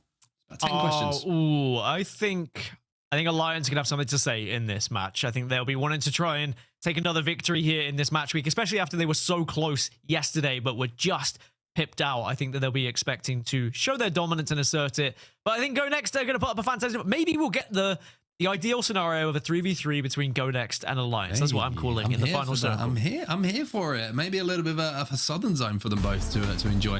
Speaking of final circles, let's have a look at what happened in that previous game. We did have a skyhook zone, and it did pull out towards those blue crates. And it was GoNext who were just eliminated inside of that top 5, but a really tough rotate for them all the way from stacks. They will be very happy with how that went. The final fight, though, Dan, wasn't sure what way that was going to go. It was a 2v3. But you have to say, it wasn't a comfortable looking one for FUL. Yeah, that initial PK shot was able to just give them a chance. But that one, that big chunk, I think changed everything in favor of FUL. And then just the distance in which Kazakh had to try and cross here to try and shut down the Newcastle res, sadly, was a little bit too much, couldn't stop it. And then in the end, the shield was just able to give him that extra little bit of time to then whip out that PK and do the final bit of damage.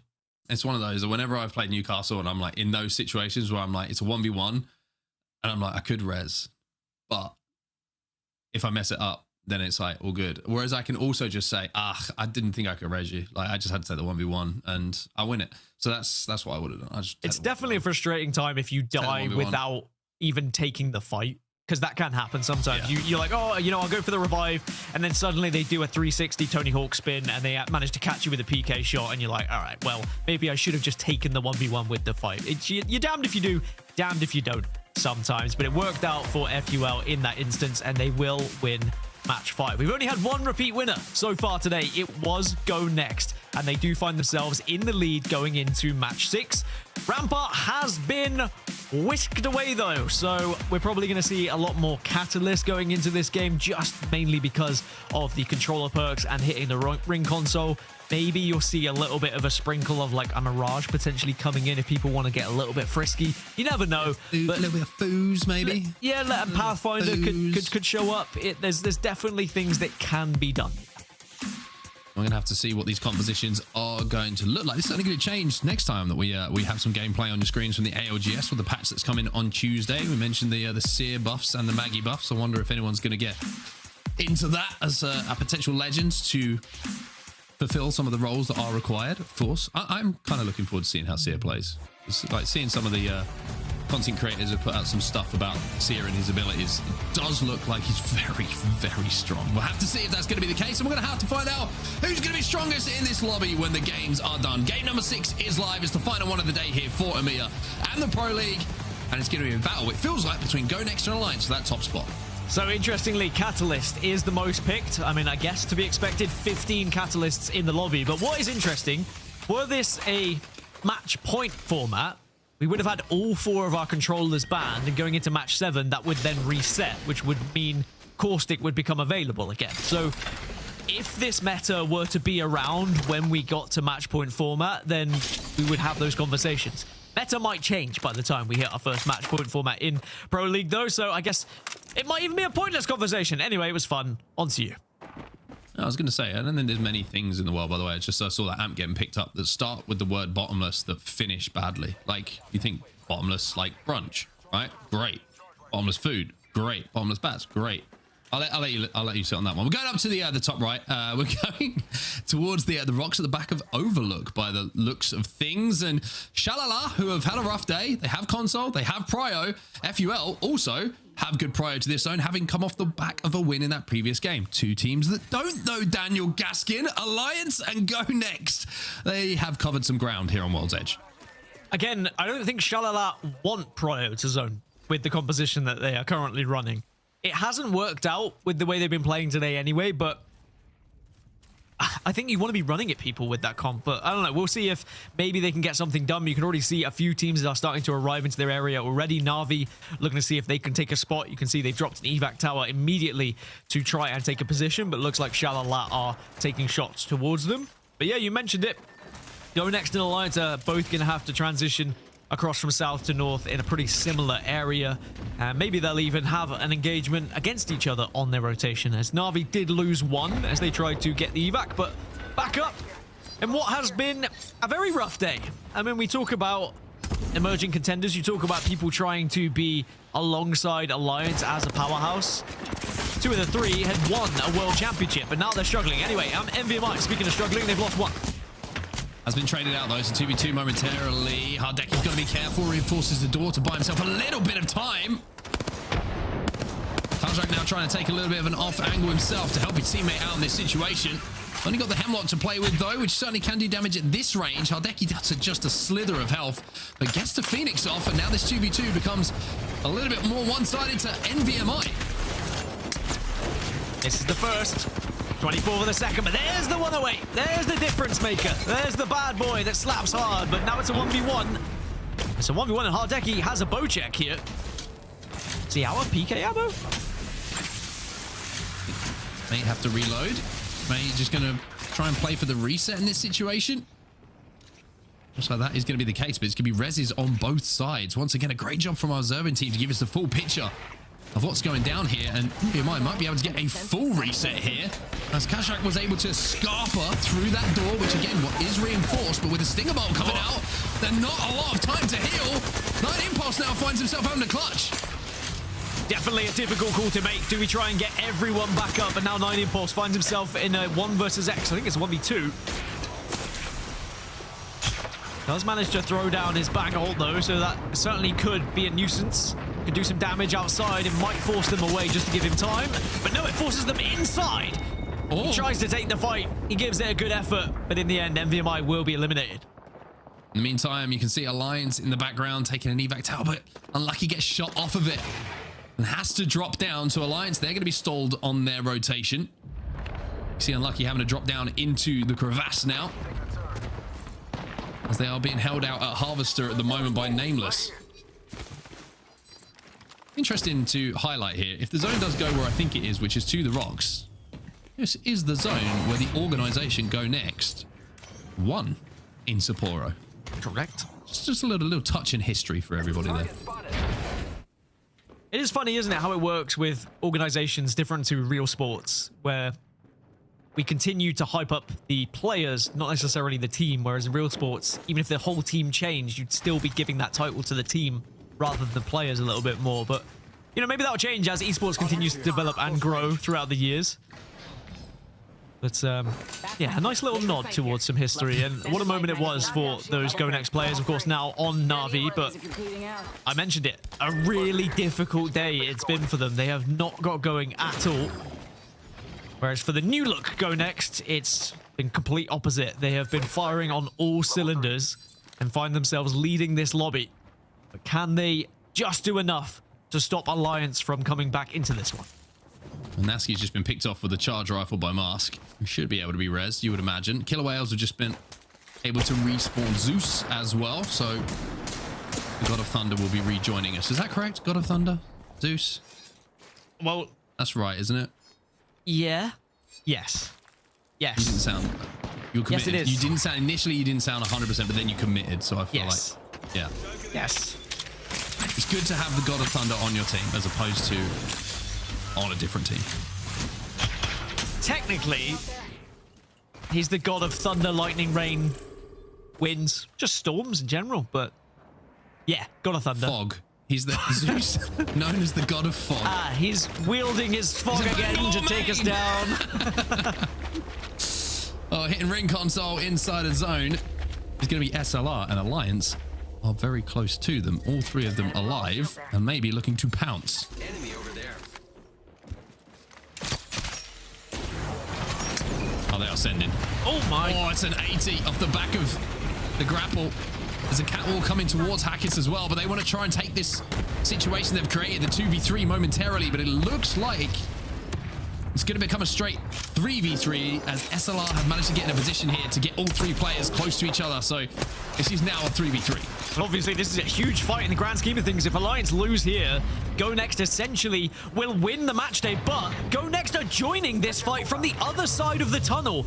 Alliance maybe are going to dip out of this one, but GoNext will now pick up the pieces and take the fight against SLR by the looks of it.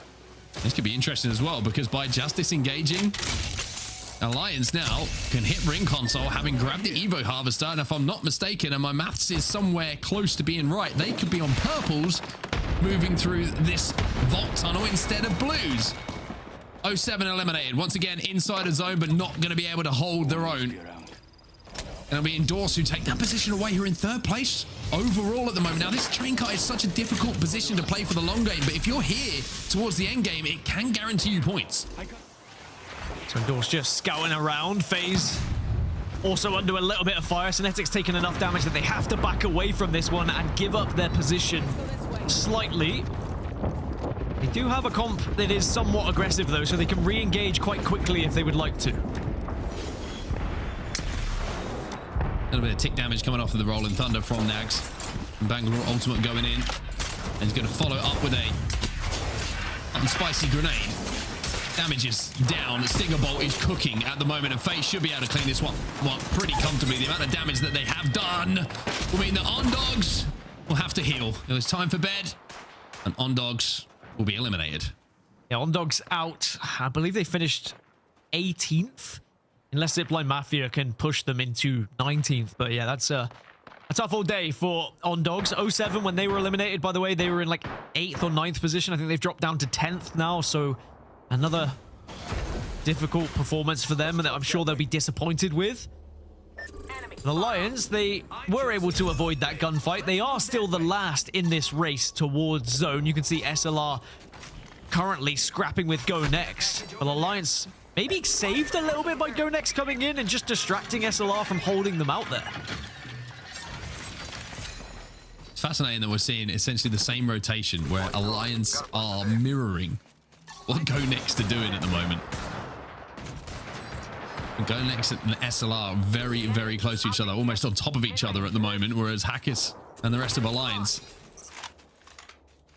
are like sharks in the water, just waiting for a sniff of the blood before they move in. And Alliance should be aware that one of those teams could be GoNext just from map positioning and the amount of teams still alive as well. So they'll be well aware that there is big fights on the horizon for them if they do head that way. GoNext have actually opted to go down into the tunnels here, whilst Kinda looks for a little bit of information from Crypto. That means SLR are probably sitting on the high ground, and maybe keeping GoNext just a little bit lower into tunnels. Now, there is a route from those tunnels into the next zone afterwards, so it's not a terrible position for GoNext to be in. Sometimes coming out of those tunnels can be quite dismal. You can get held out by teams, they're going to be above you. So GoNext might change their plan, as the zone is going to continue to pull to the western side, as we see a Mythic bin also spawning. SHALALA closest to it. Are they going to be able to get it? Maybe you can bang smoke it. Yeah, really tough zone for everybody. There's not a lot of cover here, to be honest with you. Na'Vi in a good spot in the hot dog building, but he has pulled away from Overlook and the rocks that we initially thought he was going to be going to. So for a team like SHALALA, maybe a chance for at least one good game to talk about today. He's playing the bridge at the moment, but taking a lot of damage. And Synetic's actually going to be picked off by King from a distance with that G7 scout. Nags and Zane, they've got a hold. Two players who definitely can hold, though. Hold hands, play together, play the right angles, and you can do anything in a 2 versus 3. Stingerbolt's going to be doing a lot of damage as well on the flip side, but I think there's a halo there, which makes things even more difficult. Yeah, it's time to disengage. You're not going to win that one. Everyone's going to be healed up. Everyone's going to be full health by the time you even get to close the space on that halo. And instead, I think they're just going to try and escape here and look for a respawn onto Synetic. GoNext. Big play for them. They're going to be able to get into this truck. They will be safe inside of this next zone, but with no Gen, no Watson available due to the legend bans, it's going to be tough to hold this. Yeah, there's a lot of areas that are going to be difficult to hold with the compositions that are being held by a lot of these squads. As we check back in with Alliance, they still are somewhat mirroring GoNext. You can see GoNext just to the east here. So there's still potential that they could be fighting, and they are having a look at one another. Arguably, Alliance in a better position at the moment, mainly just because of shields. You said it. You know, hitting that ring console, getting up to purples, whereas GoNext haven't had that opportunity. They are still on a couple of blues. GoNext as well. Probably just, they all know that Alliance will be probably rotating behind them, so they can't afford to sort of stagger their rotate. They have to be quick. They can't afford to take the extra second to hit a console, to go out of their way to hit an Evo harvester. Endorse, third place overall at the moment, trying to win this fight on the edge of zone against SPS. And with some good damage done, they should be able to close this one out. Phoenix and Fuda both contribute to the kills. SPS lose 2. Yeah, SPS sadly have just got caught over and over again. Haven't been able to find a comfortable spot on their rotation at all. And looks like they might be falling victim to being completely eliminated. By the way, GoNext made a move outside of their building up towards train tracks yet again. As we go back to FaZe, they have been able to find a position here. Remember, FaZe had a great start to today, but have since fallen a little bit further down the leaderboards. But a big game here. They could find themselves still in contention for that top 3 as Alliance now start to walk up on this fight. FaZe and ZiPLina Mafia going toe-to-toe, but Alliance say, look, we can maybe join this one. Well, Alliance looking to move in on this fight. Let's jump into the comms now with Alliance and see what goes down. Buff. Okay, I'll take his stairs. Yeah, you gotta go. I'll take his stairs. I'm running low, Okay. They above me, August. Yeah, they're holding. Just chill. So many though. I'm batting. We should hold the stairs. Hold the stairs here. Make sure you're in touch. I'm playing stairs. Close. Look at the right side. I need to figure out a spot we can fly to. One guy's close to Mars. 50 them, Newcastle. Wait, below or top? Top. Okay, all you guys, I'm looking for rotation. Yeah. Okay, yeah.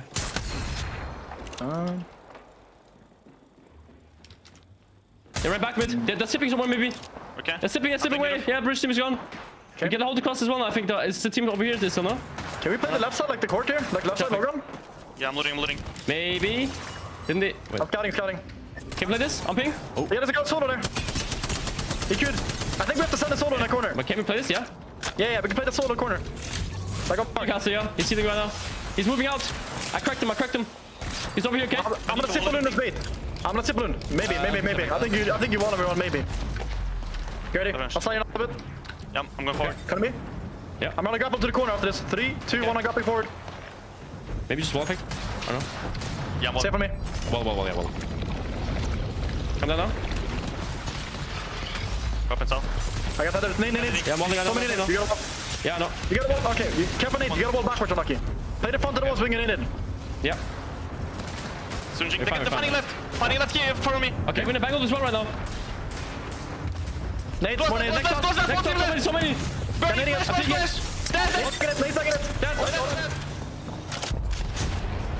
Well, Lions find a spot to play. They eliminate FaZe Clan, but GoNext are still alive here, Dan.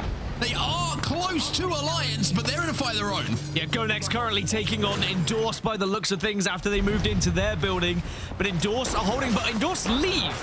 They say, actually, we're going to try... Oh, as they leave, they get absolutely obliterated by several teams, all looking at them at once. Maybe they popped it a little bit too early as Effect goes down, but Unlucky is there with the Newcastle. But he can't get back behind that wall. Yes, he can indeed. Now the Q goes down. It was actually kind of from a distance as well from GoNext, who got that knock. But now GoNext have to move. They have to rotate. They've seen Alliance go forward, and Effect isn't able to get healthy as yet. And I think GoNext can feel this. Endorse have been eliminated. 8 squads now remain in the lobby. And Alliance not completely safe in this little corner. When that zone closes, they'll have to move as Passion will be the next to fall. GoNext do have Ash and Catalyst, so there is a chance they could portal right and then maybe get the Catalyst out as well just to give them cover from that Dark Veil. But there is FUL in the building also on that side. Alliance still not safe here either. They don't have an Ash, but they do have a Pathfinder. You are a little bit more vulnerable, but you can see starting to tee up that zipline now as GoNext under a little bit of pressure. Zone starting to arrive. And Henchman's already gone down, and GoNext now going to have to ride this one out as a solo. Kinda, it's all up to you. He's not safe here in the Maggie drill from SHALALA because nobody else is running it, if I'm not mistaken. It's certainly going to hurt. Kinda. He's not safe on this corner. There's going to be eyes on him as Alliance move up to the roof. Alliance find a commanding position. They were protected enough from the zipline, kind of still trying to stay alive, but no points, no more points shall be had. So now for Alliance, it is just a matter of playing catch-up. They need 1 more KP to be tying. They need 2 more KP to take this match day. Alliance up on the high. Once again, Alliance loved a game 6. They love to leave it late. As Hackett once again commands the troops into a position where they could win another week here in EMEA. It could just be as simple as staying alive here and allowing a couple of teams to go at it. And as soon as they go down, you've achieved it. You have won this match week. GoNext could not hold on to their 5-point lead, it would seem. Still a little bit of hope. It might seem like it's quite far away at the moment, just looking at the position from Alliance, but with the zone transitioning a little bit further out east, still a chance that Alliance could be pressured here. Still 5 squads remaining. And that zone closes. Alliance will have to move before some other teams. SHALALA inside of the building. We mentioned how they don't want the zone coming to them with their comp. Well, they've made it work. Other teams who are alive here, Na'Vi probably in the best spot at the moment on that fence line that Alliance is trying to pressure at the moment. Hackett finds 1. ZiPLina, Mafia have been eliminated. And it's FUL who are the other team involved in this top 4. Yeah, that will do it for Alliance as well. They cross over to 72 points. They overtake GoNext. And they will be our match day winners here. But can they top it off with a win in match 6? Q goes down. Wall goes down, but Hackett and Unlucky go as well, and it might be just good luck, to be honest with you, unless your name is Unlucky, who takes down 2, as Effect comes back to help him out. Alliance live, they reset, SHALALA eliminated. Oh, and Na'Vi are fighting FUL. Alliance still have a chance to win this, but this is a big fight for Na'Vi to put some points on the board, but now Alliance start to swarm. 4 kills for Effect. Is it going to be a match day win? It closed out with a game 6 win with Effect hitting shots like this. It's looking like the answer could be yes, but no. Hackett has to go huge now. Left on his own. The Spitfire takes down 2. And now it's a 1v1. Hackett versus Slab to win game number 6. Hackett's behind the knockdown. Does have the health advantage. Gold bolt on the PK. But he's got to hit the big shots here. The cat spikes are going to hurt, though. Hackett is taking damage from that. Uses the grapple to get behind. And now uses the respawn to try and survive. But Na'Vi clutch. And they will be your Game 6 champions. But what a way to end it. A nice 1v1 to close out the EMEA Pro League. So it won't be a match day win plus a match 6 win, but it will be a match day win for Alliance. But for Na'Vi, who have had a very rough day of it, with that win, pushed themselves into the top 10. They were down in like 19th position before that game, but finding a victory plus KP, they do give themselves at least a good amount of points to give them a shot of finding something here in this series. Glitter, watching that 1v1 was certainly a difficult watch at times, but I think having the catalyst is always going to give you that advantage, just being able to put those spikes down and give you protection. Listen, while I'm happy for Na'Vi that they were able to get the win at the end and kind of, you know, get back after a really tough day for them, I might have yelled at the end when Hackett didn't win that fight because he was about to clutch up the 1v3. That would have been such an insane way to end their playday. But after all of that said and done, the conversation really was around the back and forth between GoNext and Alliance overall on the day. And the fact that it's down to both teams still alive, top 10, just seeing which one dies first because they're separated by a point here or there is insane. And also indicative of how much better this region is getting, that you've got people pushing Alliance to their limits like this. Yeah, it's very, very impressive, and it's great to see. You know, we asked the question, like, who are going to be the teams to join Alliance that we're talking about when it comes to champs? We're talking about EMEA. I think GoNext's performance, it would be great to see them qualify just based upon what we've seen today and over this split so far. They look like a team that's got great cohesion, great rotates, great macro, and fight really well as well. And I think it's a very good sign for them and EMEA that there's, like we said, and like you say, Lauren, there's teams stepping up alongside them, but the fact of the matter is, Alliance are still top dogs, and it's games like we just saw on World's Edge that kind of prove it. When the pressure is on, they are the ones who can clutch up the most. Like you said, Dan, Na'Vi now up in the top 10 after that last game performance, and lots of teams kind of changing their position here in those last few matches. We'll see what that means for our overall standings as we get to take a look. And still, this is still very impressive because Alliance is obviously at the top, a big point gap as well, in first place with 86 total points. But GoNext is not that far behind in second place with only 3 series. Same to be said for NVMI. So, I mean, we've got a really impressive region right now. Yeah, very impressive region. And whilst Na'Vi should have already done enough to get to champs, they still want to be able to get a good amount of points here to absolutely guarantee it. And I cannot stress enough how important getting that win is, not only for the whole points thing, but just for their confidence going into the remainder of these match weeks as well. Because if you have like a 19th and 18th, you start to ask yourselves, you know, are we even good enough? Yeah, sure, we might qualify for champs, but then what? Like, we're going to put the practice in, but we've just been obliterated. We suck. It's very easy to get down on yourselves, but just that one win changes your mentality completely. So I'm very happy for them finding that victory. Absolutely, especially when, you know, it almost always feels like they have a little bit higher expectations on their shoulders, knowing what they're capable of at LAN. So definitely a good win for them here to close out the day. But that is our series closed out and finished. So I mean, I was going to ask for your thoughts. Before we get to your thoughts, though, let's do a little bit of an individual highlight, because we do also still have our Sony InZone kill leader. And I'm actually interested to see what this list looks like and who's at the top of it after the day that we had, and its effect with 17 kills, Mark. Who would have thought it? Are you saying surprise about effect or the Peacekeeper? Because they both seem to be at the top of the leaderboards every time we see them. Honestly, it's so funny because if you look at the top of the leaderboards whenever Alliance play and in the current meta, you could probably just like copy and paste. It doesn't really matter. Like, you could just put any names. Like, production could have real good fun by just making things up, like after First and Peacekeeper, because that's all I look at the whole time. I'm like, yeah, it's effect and it's a Peacekeeper.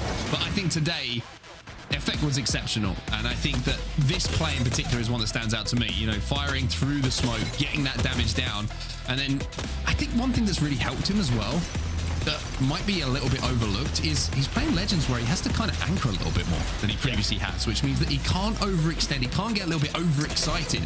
He has to play within his team, and I think it's really helped Alliance overall in their performance.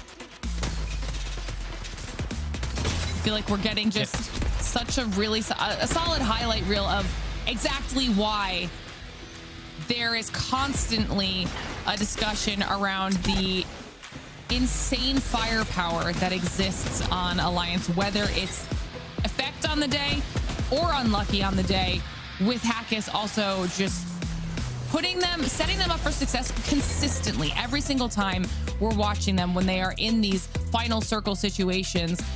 Dan, that like it's no surprise that you look at Effect on a day like today and he's at almost 9k damage. I think what's scarier is that Alliance were so close to winning like 2 more games as well, like where they got to the final 2 teams competing, and sure, they're being pressured by another squad, but if one thing goes another way, we could have seen Alliance with like 4 wins today and absolutely dominating. Like the fact they get to the final circle consistently is definitely recognition of how good Hackers is as an IGL, but you also have to know that the way he kind of manipulates Alliance Unlucky and Effect in the way they play, puts him on certain legends. He is just one of the best IGLs in the world. It's very impressive. Well, let's bring the man himself in here then. Chat with him about the win on the day, because that couldn't have been any more perfect a segue, Dan. Thank you for that. So welcome, Hackers. I mean, absolutely exceptional performance today. So congratulations on that. But I want to talk to you kind of a general question to start things off here, because you've obviously played 2 match days here on the weekend, and both days now we've watched you as an IGL put your team into the most insanely perfect situations, from ring 4 on, taking fights that maybe are not necessarily easy, but they're always right. You guys are winning these upper hands and just looking so flawless right now. So we're halfway through the split. How are you guys feeling as a trio in that situation? I mean, overall, I think we feel a lot better. Like, it took the first game day for me to kind of figure out the meta. Like, we just went from a pretty good fighting meta to a very passive, just poke. Like this meta is just all about rotations and controlling space. So we just have to change up our playspots a little bit.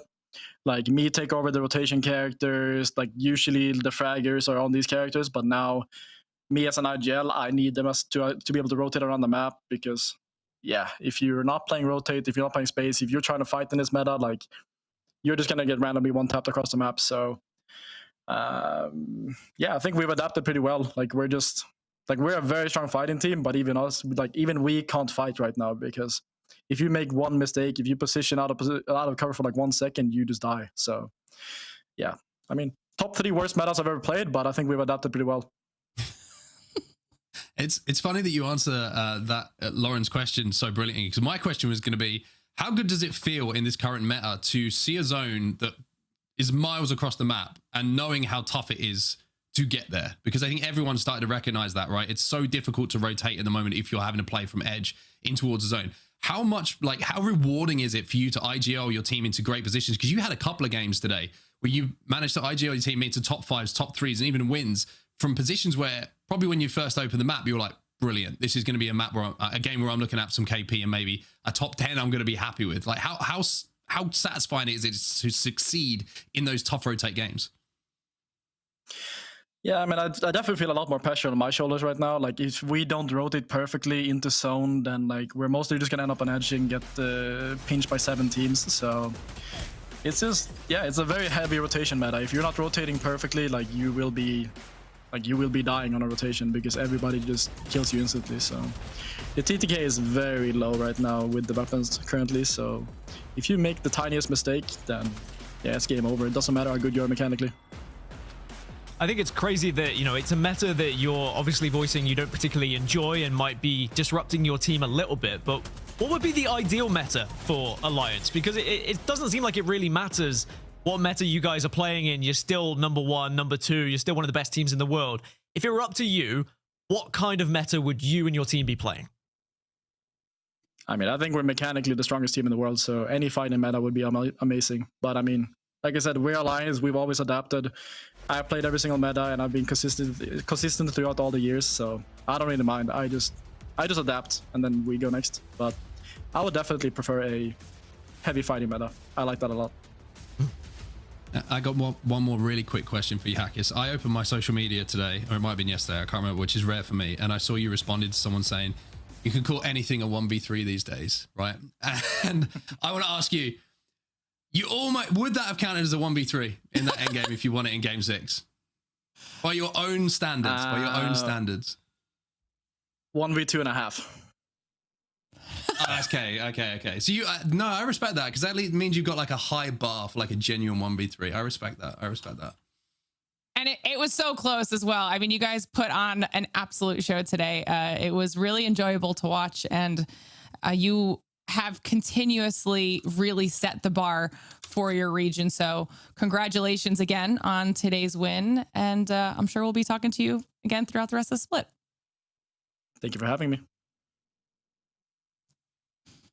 Great question there at the end, Mark. Because I would have called it a 1v3. I would have given it to him. I think it sums up the man, right? He keeps himself. That's the kind of standard that you have to meet if you're playing with Hackett, and that he holds himself to. It's a game 6 ALGS Pro League game, and he almost 1v2.5, as he calls himself that. So yeah, I mean, that's, what can you say? Hackett's icon. Love him.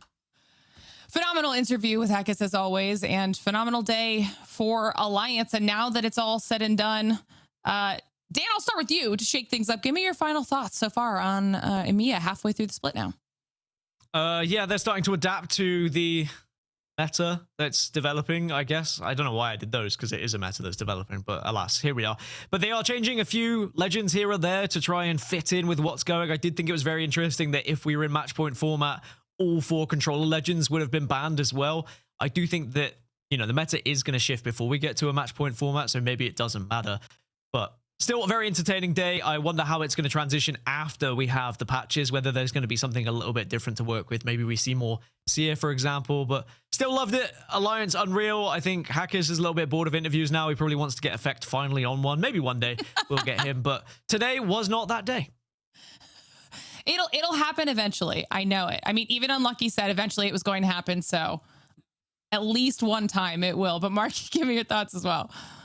I'm just happy to see some teams stepping up to the plate. That was something that I was really trying to focus on for this split of EMEA, right? Everyone knew about Alliance, and I don't mean that with disrespect. Everyone was expecting Alliance to be the team to look at when we were getting the champs. Everyone, you know, talks about them as being favorites to win titles when we get to the LAN environment. But I'm excited to see teams like GoNext starting to emerge, NVMI consistently performing week after week. And, you know, when EMEA finally as a region has all of those teams on the plane to Japan, I'm just proud and happy to see that there is a group of teams now developing who can really make a good push towards making finals and having a good run at making EMEA back-to-back world champs, because that's what it's all about. So I think it's an exciting time for EMEA. It's a developing region again, but we are starting to see some of those gems appear. Yeah, absolutely. I could not agree with that anymore. Well, phenomenal cast as always, you two. We're going to say goodbye to you for now so that you can rest, because the day is not done. EMEA might have completed their series here today, but don't forget, we still have our America's Match Day 5 coming up right around the corner in just a few hours. We'll be live at 11 p.m. BST, 6 p.m. ET, 3 p.m. PT. So make sure you're tuning back in here in just a little bit to see how the region fares at their halfway point. But of course, as always, if you can't make it, just make sure you're following us on social media, whether that is X, YouTube, our new Insta, TikTok, or at Play Apex on Twitch. As long as you're following us on social media, then you won't miss a single second of any of our ALGS action. And don't forget, there's always opportunity for some free giveaways on our new social media as well. So make sure you're checking that out. For now, go enjoy the break, maybe stretch, hydrate a little bit, and we'll see you back here for some more ALGS action in just a bit.